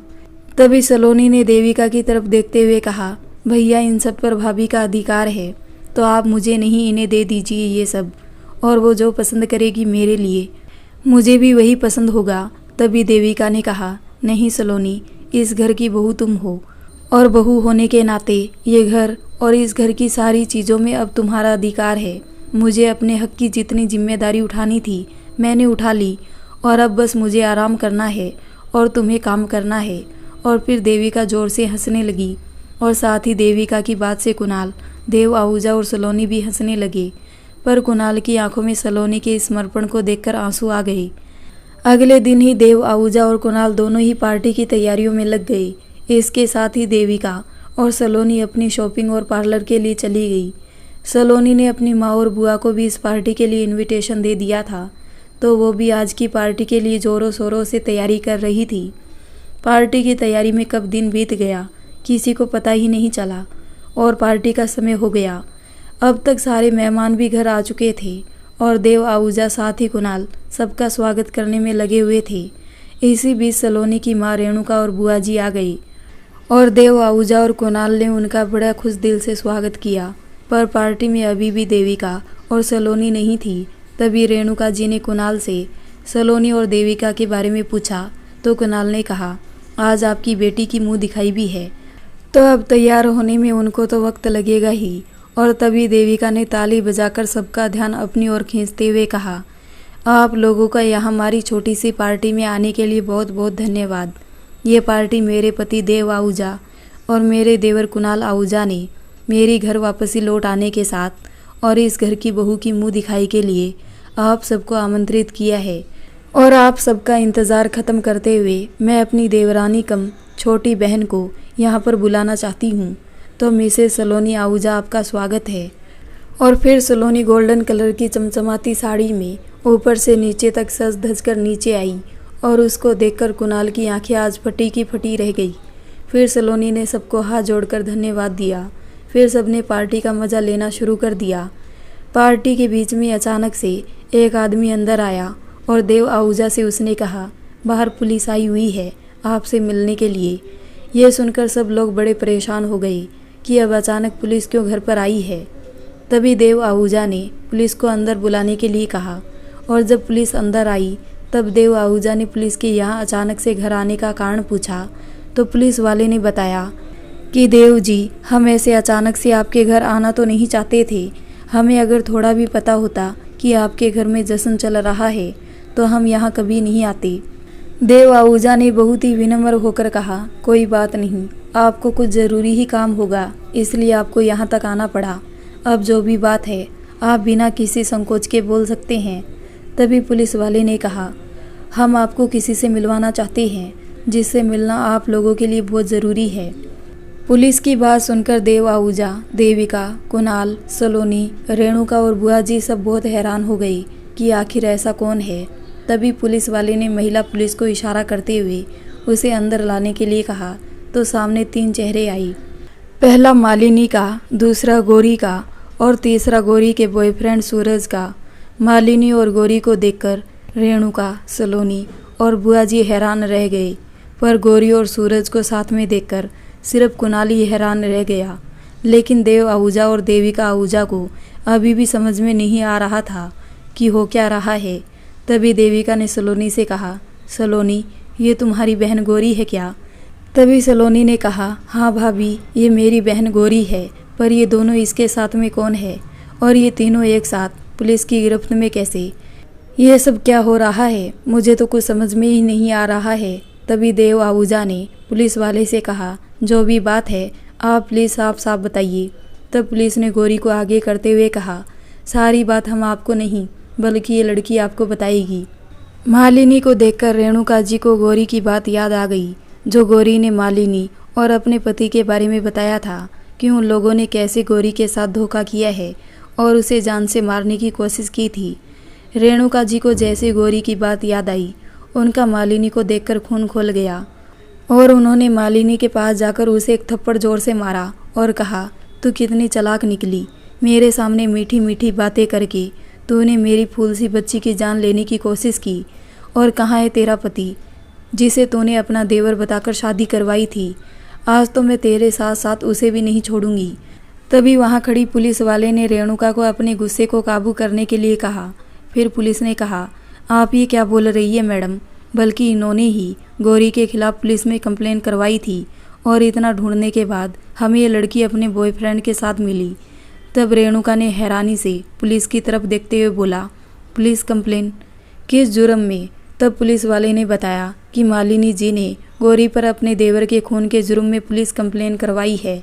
ये सुनकर सबसे ज़्यादा सदमा तो कुणाल को लगा, क्योंकि गौरी ने कुणाल से अपने और अपने पति के बारे में जो कुछ भी बताया था, उसके बाद ही कुणाल के मन में गौरी के लिए हमदर्दी की भावना आई थी। पर खुद गौरी ने ही अपने पति का खून कर दिया है। ये सुनकर तो कुणाल के पैरों तले ज़मीन ही खिसक गई। रेणुका, बुआ और सलोनी को तो यकीन ही नहीं हुआ कि गौरी इस हद तक भी गिर सकती है। तभी रेणुका जी ने गौरी को लगातार 2-3 थप्पड़ मारे और कहा, तूने मुझसे कितना बड़ा झूठ बोला कि तेरे साथ तेरे पति और भाभी ने मिलकर कितना बड़ा धोखा किया है। बोल, तूने ऐसा क्यों किया? क्यों तूने हम सबकी भावनाओं का मजाक बनाया? तभी सलोनी ने अपनी माँ को संभाला और गौरी से दूर किया। तब मालिनी ने कहा, यह लड़की क्या बताएगी अपने गुनाह के बारे में? मैं आप सबको बताती हूँ कि इसने कैसे अपने पति और यहाँ तक कि मेरी जान लेने तक की कोशिश की है। वो तो भगवान की कृपा से मैं वहाँ से बच निकली, नहीं तो आज इसके गुनाह की सज़ा शायद ही इसको मिलती। फिर मालिनी ने बताया कि शादी के कुछ दिनों तक तो ये लड़की ठीक ठाक थी। हाँ, घर में कदम रखते ही इसे पैसों की गर्मी तो बहुत चढ़ गई थी, पर मैंने और मेरे देवर ने सोचा कि गरीब घर की लड़की है, कभी इतनी धन दौलत इसने देखी नहीं होगी, इसलिए शायद ऐसा कर रही है। पर धीरे धीरे इस लड़की ने अपने रंग और ढंग दिखाना शुरू कर दिया। पहले इसने हर काम के लिए मना कर दिया, फिर अपने पति और मुझे भी उल्टे सीधे जवाब देने लगी। इसी बीच विदेश में रह रहे मेरे पति की तबीयत अचानक ही खराब हो गई, तो मुझे कुछ दिनों के लिए वहाँ जाना पड़ा। मेरे ना रहने पर इस लड़की ने अपनी असलियत दिखाना शुरू कर दिया। मेरे देवर पैरों से अपाहिज था, इसलिए मैंने सोचा कि अगर उसकी शादी कर देंगे तो कम से कम कोई उसे संभालने वाला तो होगा और उसका भी अकेलापन दूर हो जाएगा। इसलिए हमने किसी गरीब घर की लड़की को लाने का फैसला किया था, क्योंकि मैंने सुना था कि जो लोग गरीब होते हैं उनके दिल में दया और प्रेम की भावना बहुत ज़्यादा होती है। पर इस लड़की के अंदर एक भी खूबी ना निकली। इसका तो सिर्फ रंग गोरा था और इसका दिल कोयले से भी काला था। इसे अपनी सुंदरता का इतना घमंड था कि ये अपनी खूबसूरती का नाजायज़ फ़ायदा उठाने लगी। और इसने, छी, मुझे तो कहते हुए भी शर्म आ रही है कि इसने अपने पति के अपाहिज होने का इतना फ़ायदा उठाया कि इसने अपने ही घर के नौकर के साथ अवैध संबंध रख लिए। और जब मेरे देवर को इस बात की खबर हुई तो उसने इसे पहली बार सिर्फ वार्निंग देकर माफ़ कर दिया, क्योंकि उसे लगा कमी उसके पैरों में है तो उसे इस लड़की को एक और मौका दे देना चाहिए। पर उसे क्या पता था, जो एक मौका वो इसे सुधारने का दे रहा है वो उसे अपनी ज़िंदगी की कीमत देकर चुकाना पड़ेगा। एक दिन मेरा देवर ऑफिस के किसी काम से बाहर चला गया तो इस लड़की ने उस नौकर को अपने बेडरूम में बुला लिया। पर ऑफिस का काम जल्दी ख़त्म होने की वजह से मेरा देवर जल्दी ही घर वापस आ गया। और वो जब अपने बेडरूम में गया तो उसने इस लड़की को बिना कपड़ों के उस नौकर के साथ देख लिया। और कोई भी पति, चाहे वो गरीब हो या शारीरिक रूप से कमज़ोर, वो अपनी पत्नी को कभी भी किसी और के साथ नहीं देख सकता। और इसी वजह से मेरे देवर को इस लड़की पर इतना गुस्सा आया कि उसने पास रखे फ्लावर पॉट को उसके ऊपर फेंक दिया, जो इसके सिर पर लगते लगते रह गया। और मेरे देवर की इस हरकत से इस लड़की ने गुस्से में पहले खुद बहुत मारा और फिर उस नौकर को कहकर अपने पति को मरवाया। फिर प्रॉपर्टी के कागज़ जो मेरे देवर के मरने के बाद उसकी पत्नी, जो कि ये लड़की थी, उसके नाम होने वाले थे, तो इस लड़की ने उस प्रॉपर्टी के कागज़ को बदलकर उसने मेरे देवर के जीते जी अपने नाम पर बनवा लिए। और जब मेरे देवर ने इसे मना किया और उस पर साइन नहीं किए तो इसने उसे जान से मारने की धमकी दी और ज़बरदस्ती उससे साइन करवा लिए। और फिर उसे मारने के लिए किचन से चाकू लेने चली गई। और तभी घर में मैं आ गई और मैंने इसे आवाज़ लगाई, पर इसने कोई जवाब नहीं दिया। तब मेरे देवर की चीखने की आवाज़ मुझे सुनाई दी और मैं भागकर उसके रूम में गई तो मैंने देखा कि मेरा देवर ज़मीन पर घायल पड़ा हुआ है। मैंने उसे तुरंत ही उठाने की कोशिश की, पर वो शायद जान चुका था कि अब उसकी मौत तय है। इसलिए उसने मुझे जल्दी इस लड़की की सारी सच्चाई बताई और मुझे वहाँ से अपनी जान बचाकर भाग जाने के लिए कहा। पर तब ये लड़की और वो नौकर किचन से चाकू लेकर रूम की तरफ ही आ रहे थे। इसलिए मैंने अपनी जान बचाने के लिए खुद को पर्दे के पीछे छिपा लिया और अपने देवर को ना बचा पाई। फिर इस लड़की ने मेरी आंखों के सामने मेरे देवर को चाकू से मार मार कर उसकी हत्या कर दी। और ये देखकर मुझसे बर्दाश्त नहीं हुआ और मेरी चीख निकल गई। और फिर इसकी नज़र मुझ पर पड़ गई और फिर ये और वो नौकर मेरी जान के पीछे पड़ गए। पर मैं जैसे तैसे करके अपनी जान बचाकर वहाँ से भाग गई।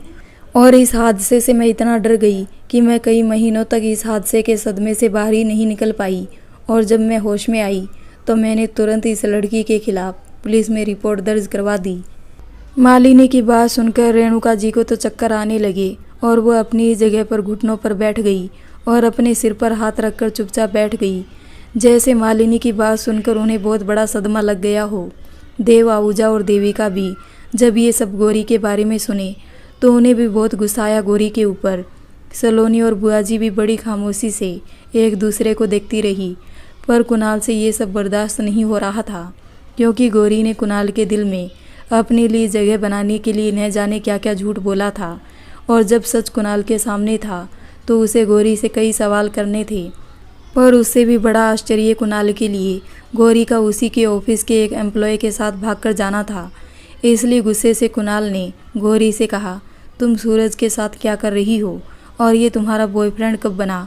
तभी देव आहूजा ने हैरानी से कुणाल से कहा, क्या तुम इस लड़के को जानते हो कुणाल? तब कुणाल ने कहा, हाँ भैया, यह लड़का हमारी ऑफिस का एम्प्लॉय है, पर मुझे समझ में नहीं आ रहा है कि गौरी के साथ कैसे। तभी पुलिस वाले ने गौरी को जोर से हड़काते हुए कहा, ए लड़की, आगे का सच तू सीधे सीधे बताती है कि यहीं पर दूं 4 डंडा। तभी गौरी ने डरते डरते कहा कि मालिनी जो कुछ भी कह रही है वो सब सच है। मैंने ही अपने घर के नौकर के साथ मिलकर अपने पति का खून कर दिया। और जब मैंने देखा कि मुझे खून करते इस मालिनी ने देख लिया है तो पुलिस से पकड़ जाने के डर से मैंने इसे भी मारने की कोशिश की, पर ये वहाँ से बच के निकली। पर इसके भाग जाने के बाद मैं बहुत ज़्यादा डर गई थी और डर की वजह से मैंने अपना दिमागी संतुलन खो दिया और मैंने अपने घर के नौकर से कहा कि चलो हम यहाँ से जितना पैसा हो सके समेट के भाग चलते हैं। तो उसकी भी नीयत इतने पैसे को देखकर खराब हो गई और उसने कहा कि मैं क्यों जाऊँ यहाँ से, आखिर मैंने कौन सा जुर्म किया है। तुमने अपने पति का कत्ल खुद किया है और ये तो तुम्हारी मालिनी भाभी ने भी देखा है, इसमें मेरा क्या गुनाह था। इसलिए तुमको जहाँ जाना है जाओ, पर मैं तुम्हें यहाँ से 1 रुपया भी नहीं ले जाने दूंगा। उसकी बात सुनकर मैं गुस्से से बौखला गई और मैंने उसे भी धमकी दी कि मैं सच जाकर पुलिस को बता दूंगी कि मैंने अपने पति का खून किया है और तुम भी इस गुनाह में शामिल हो, तब तो तुम भी इस जुर्म के हकदार हो जाओगे। मेरी बातें सुनकर उस नौकर का दिमाग मुझ पर खराब हो गया। उसने पहले तो मुझे बहुत मारा और कहा तू जाएगी पुलिस के पास, बताएगी सब पुलिस से। और मैंने भी गुस्से में हाँ हाँ का ही जवाब दिया, जिससे उसका गुस्सा और बढ़ता गया और वो उसी चाकू से मुझे मारने की कोशिश करने लगा। पर मैंने उसके सिर पर पास रखे डंडे से एक डंडा मार दिया और अपनी जान बचाकर मैं भी वहाँ से भाग निकली। और फिर मैं भी पुलिस और उस नौकर के डर से इधर उधर मुँह छुपाकर बसती रही और अपने घर के बाहर 10 दिनों तक पहरा देती रही कि क्या मेरा गुनाह पुलिस तक पहुंच गया और पुलिस मुझे लेने मेरे घर आई या नहीं, क्योंकि मुझे डर था कि कहीं मालिनी जाकर पुलिस में मेरे खिलाफ रिपोर्ट ना कर दे। और फिर जब पुलिस मुझे ढूंढने मेरे ससुराल जाती तो वहाँ वो नौकर कहीं मेरे खिलाफ गवाही ना दे दे तो पुलिस फिर मुझे ढूंढने मेरे मायके ही आती। इसलिए मैंने 10 दिनों तक इंतज़ार किया और जब पुलिस नहीं आई तो मुझे लगा कि अब मैं अपनी माँ के घर जा सकती हूँ। पर मैं जब माँ के घर पहुँची तो माँ ने भी मुझे अपने घर पर रहने से साफ इनकार कर दिया। तब ये सलोनी ने मुझ पर दया करके मुझे अपने घर ले आई। पहले तो मुझे इसके घर पर आने का कोई मन नहीं था, पर मेरे पास कोई दूसरा रास्ता नहीं था और रोड पर मैं सोना नहीं चाहती थी, इसलिए मैं सलोनी के साथ इसके ससुराल आ गई। पर जब मैंने इसका आलीशान घर देखा तो मेरी नीयत में लालच भर गया और मैंने उसी वक्त ये सोच लिया कि इस घर की बहू तो मैं ही बनकर रहूँगी, क्योंकि इतने आलीशान घर की बहू तो गोरी ही होनी चाहिए, ना कि इसकी तरह सांवली। फिर मैंने कुणाल को देखा तो ये इतना सुंदर था कि इसे पहली बार देखते ही मेरा ईमान डोल गया और मैं अपने इरादे में मजबूत हो गई। पर मैं कुणाल और सलोनी की शादीशुदा ज़िंदगी के बारे में कुछ भी नहीं जानती थी। तो मुझे लगा कि कुणाल सलोनी से बहुत प्यार करता होगा। पर अगले ही दिन मेरी ये समस्या भी दूर हो गई जब सलोनी ने मुझे खुद अपने और कुणाल के रिश्ते का सच बताया कि कुणाल ने शादी के लिए हाँ ही मेरी फ़ोटो को देखकर किया था और सलोनी के सांवले रंग की वजह से कुणाल ने उसे अपनी पत्नी मानने से इनकार कर दिया है। और ये बात जानते ही मैंने इस मौके का फ़ायदा उठाने की ठान ली। अब सलोनी और कुणाल आपस में बात करते नहीं थे और उन दोनों के बीच बात कराने का माध्यम मैं थी। तो मैंने सोचा क्यों ना इस बात का भी फ़ायदा उठाया जाए और सलोनी की बात को उल्टा करके कुणाल से और कुणाल की बात को उल्टा करके सलोनी से बता दिया जाए, जिससे दोनों के बीच की दूरी और भी ज़्यादा बढ़ जाएगी और मैं कुणाल के दिल में करीब होती जाऊंगी। पर ये कुणाल तो मेरी सोच का एकदम उल्टा ही निकला। अरे सच कहूँ तो मुझे इसके जैसा मर्द कभी मिला ही नहीं और मुझे तो अभी भी यकीन नहीं होता कि इस दुनिया में इतना ईमानदार भी कोई पति होता है जिसका रिश्ता खुद अपनी पत्नी के साथ पति पत्नी जैसा ना हो और वो किसी दूसरी औरत के सामने जो उसे सामने से इनवाइट कर रही हो उसके सामने भी वफादार रहेगा अपनी पत्नी के लिए। पर कहते हैं ना कि अक्सर वफादार लोगों की एक कमज़ोरी होती है कि वो हर बात को दिमाग से नहीं और दिल से सोचते हैं। और मुझे भी जैसे ही कुणाल की इस कमज़ोरी का पता चला तो मैंने अपनी शारीरिक खूबसूरती से हटकर उसे इमोशनल ब्लैकमेल करना शुरू कर दिया। और जो मैंने सलोनी के साथ बचपन से लेकर आज तक किया वो सब अपने साथ बताकर कुणाल की हमदर्दी और भरोसा पा लिया, जिससे धीरे धीरे मेरे और कुणाल की बातचीत बढ़ने लगी और कुणाल के मन में मैंने जो सलोनी के लिए नफ़रत पैदा की थी वो भी बढ़ने लगी थी। फिर मैंने धीरे धीरे कुणाल और सलोनी के बीच शक की एक दीवार बना दी, जिससे सलोनी को ऐसा लगे कि उसका पति कुणाल मेरी खूबसूरती के पीछे पागल हो चुका है, जबकि कुणाल को तो ना ही मुझसे और ना ही मेरी खूबसूरती में कोई दिलचस्पी थी। पर यह बात सिर्फ मैं और कुणाल ही जानते थे, सलोनी नहीं। इसलिए मैंने हर वो एक चाल चली जिससे सलोनी के मन में मेरे और कुणाल के लिए शक और कुणाल के दिल में सलोनी के लिए नफ़रत बढ़ती गई। पर इतना सब कुछ करने के बाद भी ये पति पत्नी जो एक दूसरे से इतनी नफ़रत करते थे अलग होने का नाम ही नहीं ले रहे थे और मुझसे अब और इंतज़ार नहीं हो रहा था। मैं जल्द से जल्द इस घर की बहू बनना चाहती थी। इसलिए मैंने कुणाल के सामने अकेले और बेरोज़गार होने का नाटक किया, जिससे वो तरस खाकर मुझे अपनी कंपनी में जॉब ऑफर कर दी। और इस बेवकूफ़ ने किया भी वही, जिससे अब पूरे टाइम मैं कुणाल के आसपास ही थी। पर फिर भी कुणाल ने मुझ पर एक पैसे की दिलचस्पी नहीं दिखाई। अब मैं अंदर ही अंदर पागल होने लगी कि मेरी इतनी कोशिश के बाद भी ये पति पत्नी अलग होने का नाम ही नहीं ले रहे। और तभी एक दिन मैंने अपनी सबसे अनोखी चाल को अंजाम दिया। इस चाल को अंजाम मैं नहीं बल्कि मेरी एक दोस्त थी जो मेरे साथ कॉलेज जाया करती थी और कभी कभी मेरे साथ मेरे घर भी आया करती थी। वो भी मेरी तरह बहुत जल्द अमीर होना चाहती थी, इसलिए मैंने उससे मिलकर उसको पैसे दिए और अपनी चाल में शामिल कर लिया।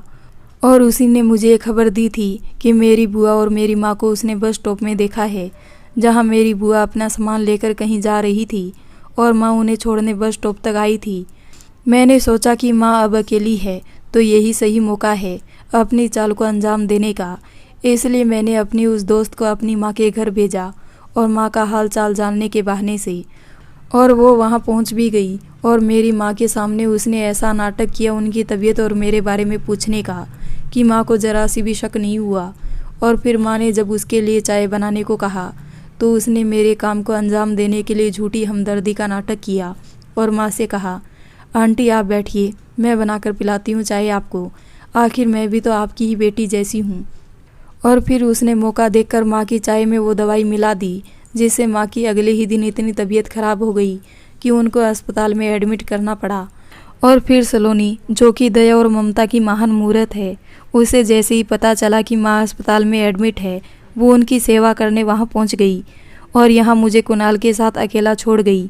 आखिर सलोनी तुम कितनी बेवकूफ़ हो। जिस लड़की की नीयत तुम्हारे पति और तुम्हारे घर के लिए खराब थी, उसे तुम ही अपने पति और घर पर अकेला छोड़कर अपनी माँ की सेवा करने चली गई। फिर मैंने भी सलोनी पर नज़र रखी और पता किया कि वो कब घर वापस आने वाली है। तभी एक रात सलोनी का फ़ोन नौकर के पास आया कि वो अगली सुबह घर वापस आ रही है। तभी मैंने अपनी चाल को अंजाम देने का सोच लिया था और उसी रात कुणाल के खाने में मैंने नशे की गोली मिला दी थी, जिससे कुणाल अपने होश में ना रहे, जिससे मैं जो करना चाहती हूँ उस पर कुणाल मेरे रास्ते का कांटा ना बने।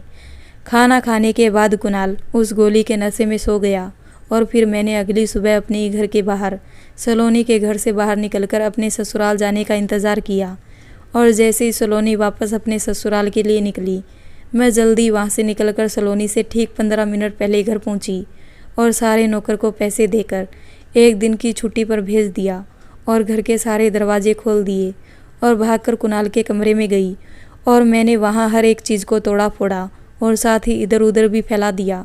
और फिर मैंने जल्दी कुणाल के ऊपर के सारे कपड़े उतार दिए और खुद भी तुरंत बेडरूम में जाकर खुद के सारे कपड़े उतार कर खुद चादर ओढ़कर कुणाल के बगल में जाकर लेट गई, जिससे सलोनी को ये सब देखकर लगे कि कल रात मेरे और कुणाल के बीच फिजिकल रिलेशन बन चुका है। और ठीक वैसा हुआ भी। बस मुझे डर था कुणाल का कि कहीं उसके ऊपर से गोली का नशा ना उतर जाए, पर मेरी गोली ने भी अपना काम कर दिया। और जब कुणाल को होश आया तो वो तब भी गोली के नशे में था और इसलिए उसने अपनी सफाई में कुछ नहीं कहा और चुपचाप सलोनी की बातें सुनता रहा। और उसकी खामोशी से सलोनी को यकीन हो गया कि जो कुछ भी उसने देखा वो सब सच है। मुझे लगा कि अब मेरा काम बन जाएगा और सलोनी इस घर को छोड़कर चली जाएगी, पर यह ढीठ औरत अपना घर छोड़ने को तैयार ही नहीं थी। अपने ही सामने, अपने ही घर पर, अपने ही बिस्तर और अपने ही पति के साथ किसी दूसरी औरत को साथ में सोते हुए देखने के बाद भी ये नहीं गई। और इसका पति कुणाल, पता नहीं इसके भाई भाभी ने इसको क्या संस्कार दिए हैं कि ये अपनी पत्नी को नापसंद करते हुए भी उसको छोड़ना ही नहीं चाहता और ना ही किसी दूसरी औरत के करीब जाना चाहता। मैंने जब देखा कि मेरी ये चाल भी नाकामयाब हो चुकी है तो मैं बहुत ज़्यादा दुखी और परेशान हो गई। और उसी बीच मुझे सूरज के मैसेज और कॉल आने लगे और ये मुझे कुणाल के ऑफिस में मिला। जब मैं पहले ही दिन कुणाल के ऑफिस में गई थी तभी से उसकी नज़र मुझ पर और मेरी नज़र उस पर थी। पर यह कुणाल जितना अमीर नहीं था, इसलिए मैंने इससे जान पहचान तो बढ़ाई, पर बहू तो कुणाल के ही घर की बनना चाहती थी। इसके मैसेज को पढ़कर पहले तो मैंने इग्नोर किया, फिर धीरे धीरे इससे मेरी बातें होना शुरू हो गई। फिर हम दोनों धीरे धीरे एक दूसरे से मिलने लगे और फिर हमारे बीच फिजिकल रिलेशन भी बन गया और हम दोनों को इसमें बहुत मज़ा आने लगा। पर फिर एक दिन मुझे पता चला कि मैं माँ बनने वाली हूँ और ये बात मैंने सूरज को बताई। पहले तो सूरज ने मुझे और इस बच्चे को अपनाने से इनकार कर दिया था और मैं भी बहुत घबरा गई थी कि अब मेरा क्या होगा। तभी मैंने अपने बचाव के लिए एक नई चाल चली और फिर मैंने कुणाल और सलोनी के सामने अच्छा बनने का नाटक किया और घर छोड़कर जाने का भी। और मैं जैसे ही घर के दरवाजे के पास पहुंची तो मैंने बेहोश होने का नाटक किया, क्योंकि मुझे पता था कि अगर मैं होश में नहीं आई तो ये मुझे डॉक्टर के पास लेकर ज़रूर जाएंगे और वहाँ पर इन्हें मेरे माँ बनने की बात ज़रूर पता चल जाएगी और फिर मैं इस बच्चे को कुणाल का बच्चा बता दूंगी, जिससे मेरे एक तीर से दो निशाने लग जाएंगे।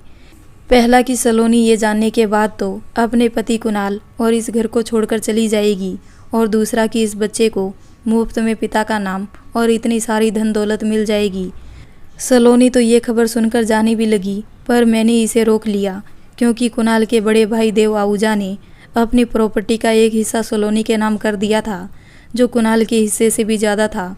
इसलिए मैं वो हिस्सा खुद के लिए चाहती थी। इसलिए मैंने सोचा जो काम मैं नहीं कर पाई वो काम मेरे पेट में पल रहा बच्चा करेगा, और मैं हर बार नाजायज़ बच्चा कहकर सलोनी को इतना मजबूर कर दूंगी कि ये बेवकूफ़ औरत इस बच्चे के अच्छे भविष्य के लिए अपने हिस्से की प्रॉपर्टी इस बच्चे के नाम कर देगी, जो इस बच्चे से मेरी हो जाती। मैं अपने प्लान में कामयाब होने लगी थी। फिर पता नहीं कैसे इस कुणाल का एक्सीडेंट हो गया और ये पतिव्रता स्त्री फिर से अपने पति की सेवा में लग गई। पर इस बार पता नहीं इसके पति को भी क्या हो गया कि वो अपनी पत्नी के गुणगान गाने लगा और उसने सलोनी के पीछे मुझ पर भी हाथ उठा दिया। जिस दिन कुणाल ने मुझ पर हाथ उठाया मैं उसी दिन से समझ गई कुणाल अब बहुत जल्द ही सलोनी के चक्कर में पड़ने वाला है और मुझे इस घर से लात मार के निकालने वाला है। इसलिए मैंने कुणाल का दिया वो ब्लैंक चेक लिया और अपना सामान बांधा और वहाँ से भागने का प्लान किया। और इसके लिए मैंने अपनी उसी दोस्त को फ़ोन करके बुला लिया और वो सुबह सुबह ही अपनी गाड़ी लेकर मुझे लेने पहुँच गई। गौरी ने कहा, मैं अपनी दोस्त के साथ मज़े से जी रही थी अपनी ज़िंदगी, और तभी एक दिन अचानक ही मेरी मुलाकात सूरज से हो गई। मैं तो इसके दिए धोखे से बहुत नाराज़ थी और इससे बात भी नहीं करना चाहती थी, पर फिर इसने मुझसे अपने गुनाहों की माफ़ी मांगी और फिर इस बच्चे को भी अपनाने के लिए भी मान गया। फिर मैं अपनी दोस्त के घर से सूरज के साथ नए किराए के रूम में शिफ्ट हो गई। पर एक दिन अचानक ही रात में मेरे पेट में बहुत दर्द हुआ और जब मैं अस्पताल गई तो डॉक्टर ने मुझे बताया कि वो बच्चे या मुझ में किसी एक को ही बचा सकते हैं। तो मैंने अपनी जान बचाने के लिए अपने बच्चे की कुर्बानी देना ज़्यादा उचित समझा, और वैसे भी मुझे कोई बच्चा नहीं चाहिए था और ना ही मैं इतनी छोटी उम्र में माँ बनना चाहती थी। तो ये मुसीबत अपने आप ही टल गई। उसके बाद भी मैं और सूरज खुशी खुशी अपनी ज़िंदगी जी ही रहे थे कि पता नहीं कहाँ से इस मालिनी ने मुझे देख लिया और जाकर पुलिस को मेरा और सूरज का पता बता दिया, और फिर हम दोनों ही पुलिस की गिरफ्त में आ गए। गौरी की बात सुनकर सबके होश उड़ गए और कुणाल को तो यकीन ही नहीं हो रहा था अपने कानों पर जो भी गौरी ने कहा था। सब गौरी की बातें सुनकर सदमे में थे और इस सच को स्वीकार नहीं कर पा रहे थे। तभी पुलिस वाले ने कहा कि सुन लिया आपने कि आपकी फूल जैसी बेटी ने कितनी तगड़ी प्लानिंग की थी, पर आपको ये सच जानना बहुत ज़रूरी है जिससे आपकी ये गलतफहमी दूर हो सके। आपकी ये बेटी फूल जैसी नहीं है, बल्कि फूल में लगे उन कांटों की तरह है जो उन लोगों को भी नुकसान पहुंचा देती है जो सिर्फ फूल को देखने आते हैं, क्योंकि ऐसी लड़कियों को बहुत अहंकार होता है कि कोई भी उनसे आगे नहीं होना चाहिए। तो अब आपकी इस फूल जैसी बेटी की असली खातिरदारी तो हम इसे अपने साथ ले जाकर करेंगे। और तभी पुलिस गौरी को हथकड़ी पहनाकर अपने साथ ले जाने लगती है कि तभी कुणाल पुलिस को रोकते हुए कहता है कि क्या आप कुछ देर रुक सकते हैं, क्योंकि मुझे आपके और कानून के इंसाफ पर पूरा भरोसा है। पर कानून जो इसे सज़ा देगी वो इसके कर्मों का फल होगा, पर अभी इसे एक सज़ा मिलना बाकी है, क्योंकि इसने बहुत सारे लोगों की भावनाओं का मजाक उड़ाया है और उन्हें ठेस भी पहुंचाई है। तो मैं आपसे रिक्वेस्ट करता हूं कि हम सबको भी अपनी तरफ से इसे सज़ा देने का एक मौका दे। पुलिस वाले ने कहा, कुणाल सर, आप ये कैसी बातें कर रहे हैं? कानून से पहले तो ये लड़की आप सबकी गुनाहगार है। मुझे कोई आपत्ति नहीं है, जो भी चाहे इसे इसके हक की सज़ा दे सकता है इसे, पर कानून की सीमा के अंदर। इतना सुनने के बाद सबसे पहले तो रेणुका जी गौरी के पास आई और उसे ज़ोर से एक थप्पड़ मारा और कहा, काश ये थप्पड़ मैंने तुझे बचपन में मारा होता तो शायद आज हम सबको ये दिन नहीं देखना पड़ता और ना ही मुझे सबके सामने ऐसे शर्मिंदा होना पड़ता। अरे मैं दूसरों से तेरी गलती की माफ़ी क्या मांगूं, जब तूने ही अपनी माँ की जान लेने की कोशिश कर दी। अरे जिस माँ ने तुझे अपनी कोख में रखा 9 महीने तक और तुझे इतनी तकलीफ सहकर भी पैदा किया, तुझे बचपन से ही सलोनी से ज़्यादा प्यार किया, तूने उसकी जान लेने की कोशिश कर ली, वो भी पैसों के लालच में।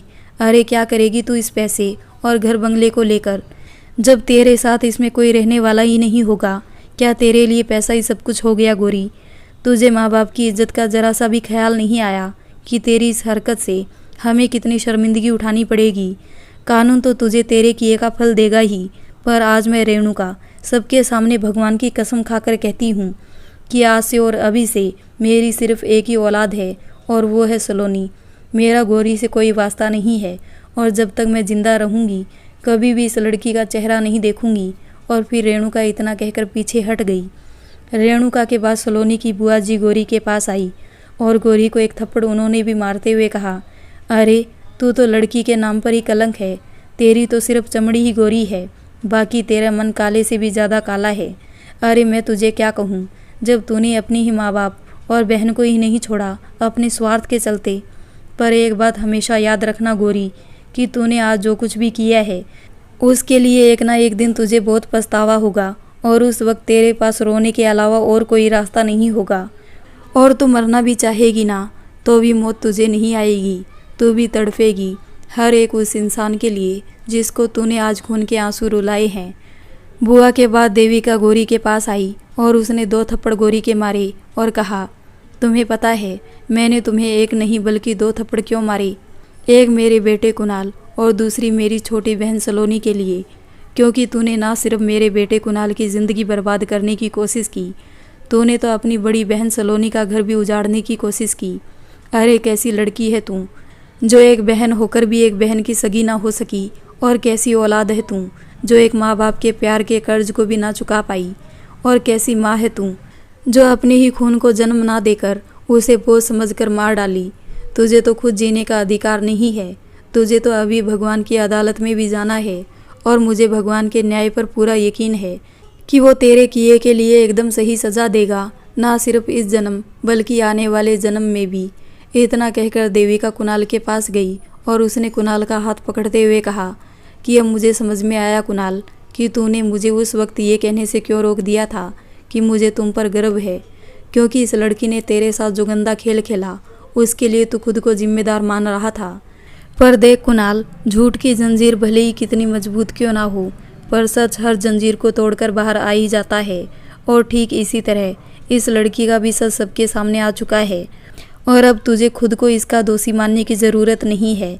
और अब मैं बहुत खुशी से कह सकती हूँ कि कुणाल, मुझे गर्व है तुम पर कि तूने मेरी कोख से जन्म ना लेकर भी मेरे संस्कारों का मान सम्मान रखा और अपनी शादीशुदा ज़िंदगी में इतनी प्रॉब्लम होने के बाद भी तो इसकी जैसी लड़की की तरफ आकर्षित नहीं हुआ। देविका के बाद अब सलोनी गोरी के पास आई और उसने गोरी को एक थप्पड़ मारा और कहा, ये पहला थप्पड़ गोरी जो तूने एक बहन के प्यार और भावनाओं का मजाक उड़ाया। फिर सलोनी ने गोरी को दूसरा थप्पड़ मारा और कहा, ये उस पत्नी की तरफ से है जिसके पति को तूने अपनी गंदी सोच और गंदे खेल का हिस्सा बनाया। ना सिर्फ उसकी भावनाओं के साथ खेला बल्कि उसकी इज्जत को भी तूने सरेआम बदनाम कर दिया। फिर सलोनी ने गोरी को तीसरा और ज़ोरदार थप्पड़ मारा और कहा, ये उस मासूम के लिए जो इस दुनिया में ना आ सका। पर तुम्हें पता है इसमें भी भगवान की ही मर्जी थी, क्योंकि उसने जब तुझे माँ बनने का सौभाग्य दिया तो तूने भगवान के इस आशीर्वाद को भी अपने गंदे खेल का हिस्सा बना लिया, जिससे भगवान ने उस मासूम की ज़िंदगी को नरक होने से बचा लिया और उसे इस दुनिया में आने ही नहीं दिया। और तभी सलोनी के बगल में कुणाल आकर खड़ा हो गया और उसने पहले तो सलोनी का हाथ अपने हाथ में लिया, फिर गोरी की तरफ देखते हुए कहा, बचपन से लेकर आज तक मैंने अपने भैया भाभी के हर उस बात को पत्थर की लकीर मानी जो भी उन्होंने मुझे बताई, पर आज मैं उनकी दी हुई एक सीख का अपमान करता हूँ, जिसके लिए वो हो सके तो मुझे माफ़ करे, पर मुझे ऐसा करने पर कोई शर्मिंदगी नहीं है। और तभी कुणाल ने गोरी को एक थप्पड़ जोर से मारा, जिससे गोरी के होठ से खून निकल आया। ये देखकर सब बहुत घबरा गई, क्योंकि कुणाल ने कभी भी ऐसा कुछ नहीं किया था। यहाँ तक कि गोरी भी उस थप्पड़ के बाद कांपने लगी थी। तभी कुणाल ने कहा, तूने जो कुछ भी किया मेरे साथ उसके लिए तो मैं तुझे माफ़ कर देता, पर तूने जो मेरे भाई भाभी के संस्कारों पे उंगली उठाई है, उसके लिए तो मैं तेरी जान भी ले लूँ वो भी कम है। और क्या कहा तूने कि मैं और सलोनी बेवकूफ़ है? अरे बेवकूफ़ हम नहीं, बेवकूफ़ तो तू है जो अपनी देवी जैसी बहन को समझ नहीं पाई और हर वक्त बस उसके रंग और अच्छाई का मजाक बनाती गई। पर फिर भी मैं तुझे धन्यवाद कहना चाहता हूँ कि बहुत अच्छा किया तूने जो मेरी ज़िंदगी में आई, क्योंकि तेरे आने के बाद ही मेरे रंगों के भेदभाव से आँख खुल गई। वरना मैं भी तेरी ही तरह काले और गोरे रंग के बीच फ़र्क करता रहता और अपनी हीरे जैसी पत्नी को खो देता। मुझे पता है सलोनी कि मैंने तुझे बहुत दर्द और तकलीफ़ दी है और न जाने मैंने तुझसे क्या क्या कहा तुम्हारे रंग को लेकर, पर तुमने एक बार भी मुझे पलटकर कुछ नहीं कहा। लेकिन सलोनी, तुम्हारे गुणों ने तुम्हें महान बना दिया। तुम्हारे गुणों को देखते ही मैंने तुम्हें कोयल कहा। जैसे कोयल का रंग भी काला ही होता है, पर उसकी आवाज़ की मधुरता सबके दिलों में उसके लिए एक जगह बना देती है। ठीक वैसे ही तुम्हारा रंग सांवला होने के बावजूद भी तुम्हारे अंदर की अच्छाई और मधुरता हर किसी को बस तुम्हारा दीवाना बना देती है। और मैं धन्य हो गया हूँ सलोनी कि मेरी ज़िंदगी में तुम्हारी जैसी लड़की है, जिसे अपनी सुंदरता का घमंड नहीं बल्कि दिलों में सबके लिए अपनापन और सम्मान है। घर की एक अच्छी बहू होने का मतलब ये नहीं है कि वो लड़की देखने में सुंदर या रंग में गोरी होनी चाहिए, क्योंकि ये तो वो चीज़ है जो बदले वक्त के साथ एक दिन बदल ही जाती है। बल्कि घर की बहू तो ऐसी होनी चाहिए जिसका रंग भले ही थोड़ा सांवला हो, पर उसका मन एकदम साफ हो, जो अपने ससुराल के हर एक छोटे बड़े सदस्य को दिल से अपना सके और अपने घर को प्यार की डोर से बांधे रख सके। असली मायनों में ऐसी ही बहू घर की असली बहू और सुख शांति का कारण होती है। और फिर कुणाल ने सलोनी को सबके सामने गोद में उठाया और ज़ोर से कहा, मुझे घमंड है अपने भाई भाभी की पसंद पर, जिन्होंने चेहरे से खूबसूरत लड़की नहीं बल्कि दिल से खूबसूरत लड़की को इस घर की सांवली बहू और मेरी सांवली सलोनी बनाया। तो दोस्तों, आपको ये कहानी पसंद आई है तो वीडियो को लाइक कर दे और चैनल को सब्सक्राइब कर ले। मिलते हैं एक और नई कहानी के साथ, तब तक के लिए धन्यवाद।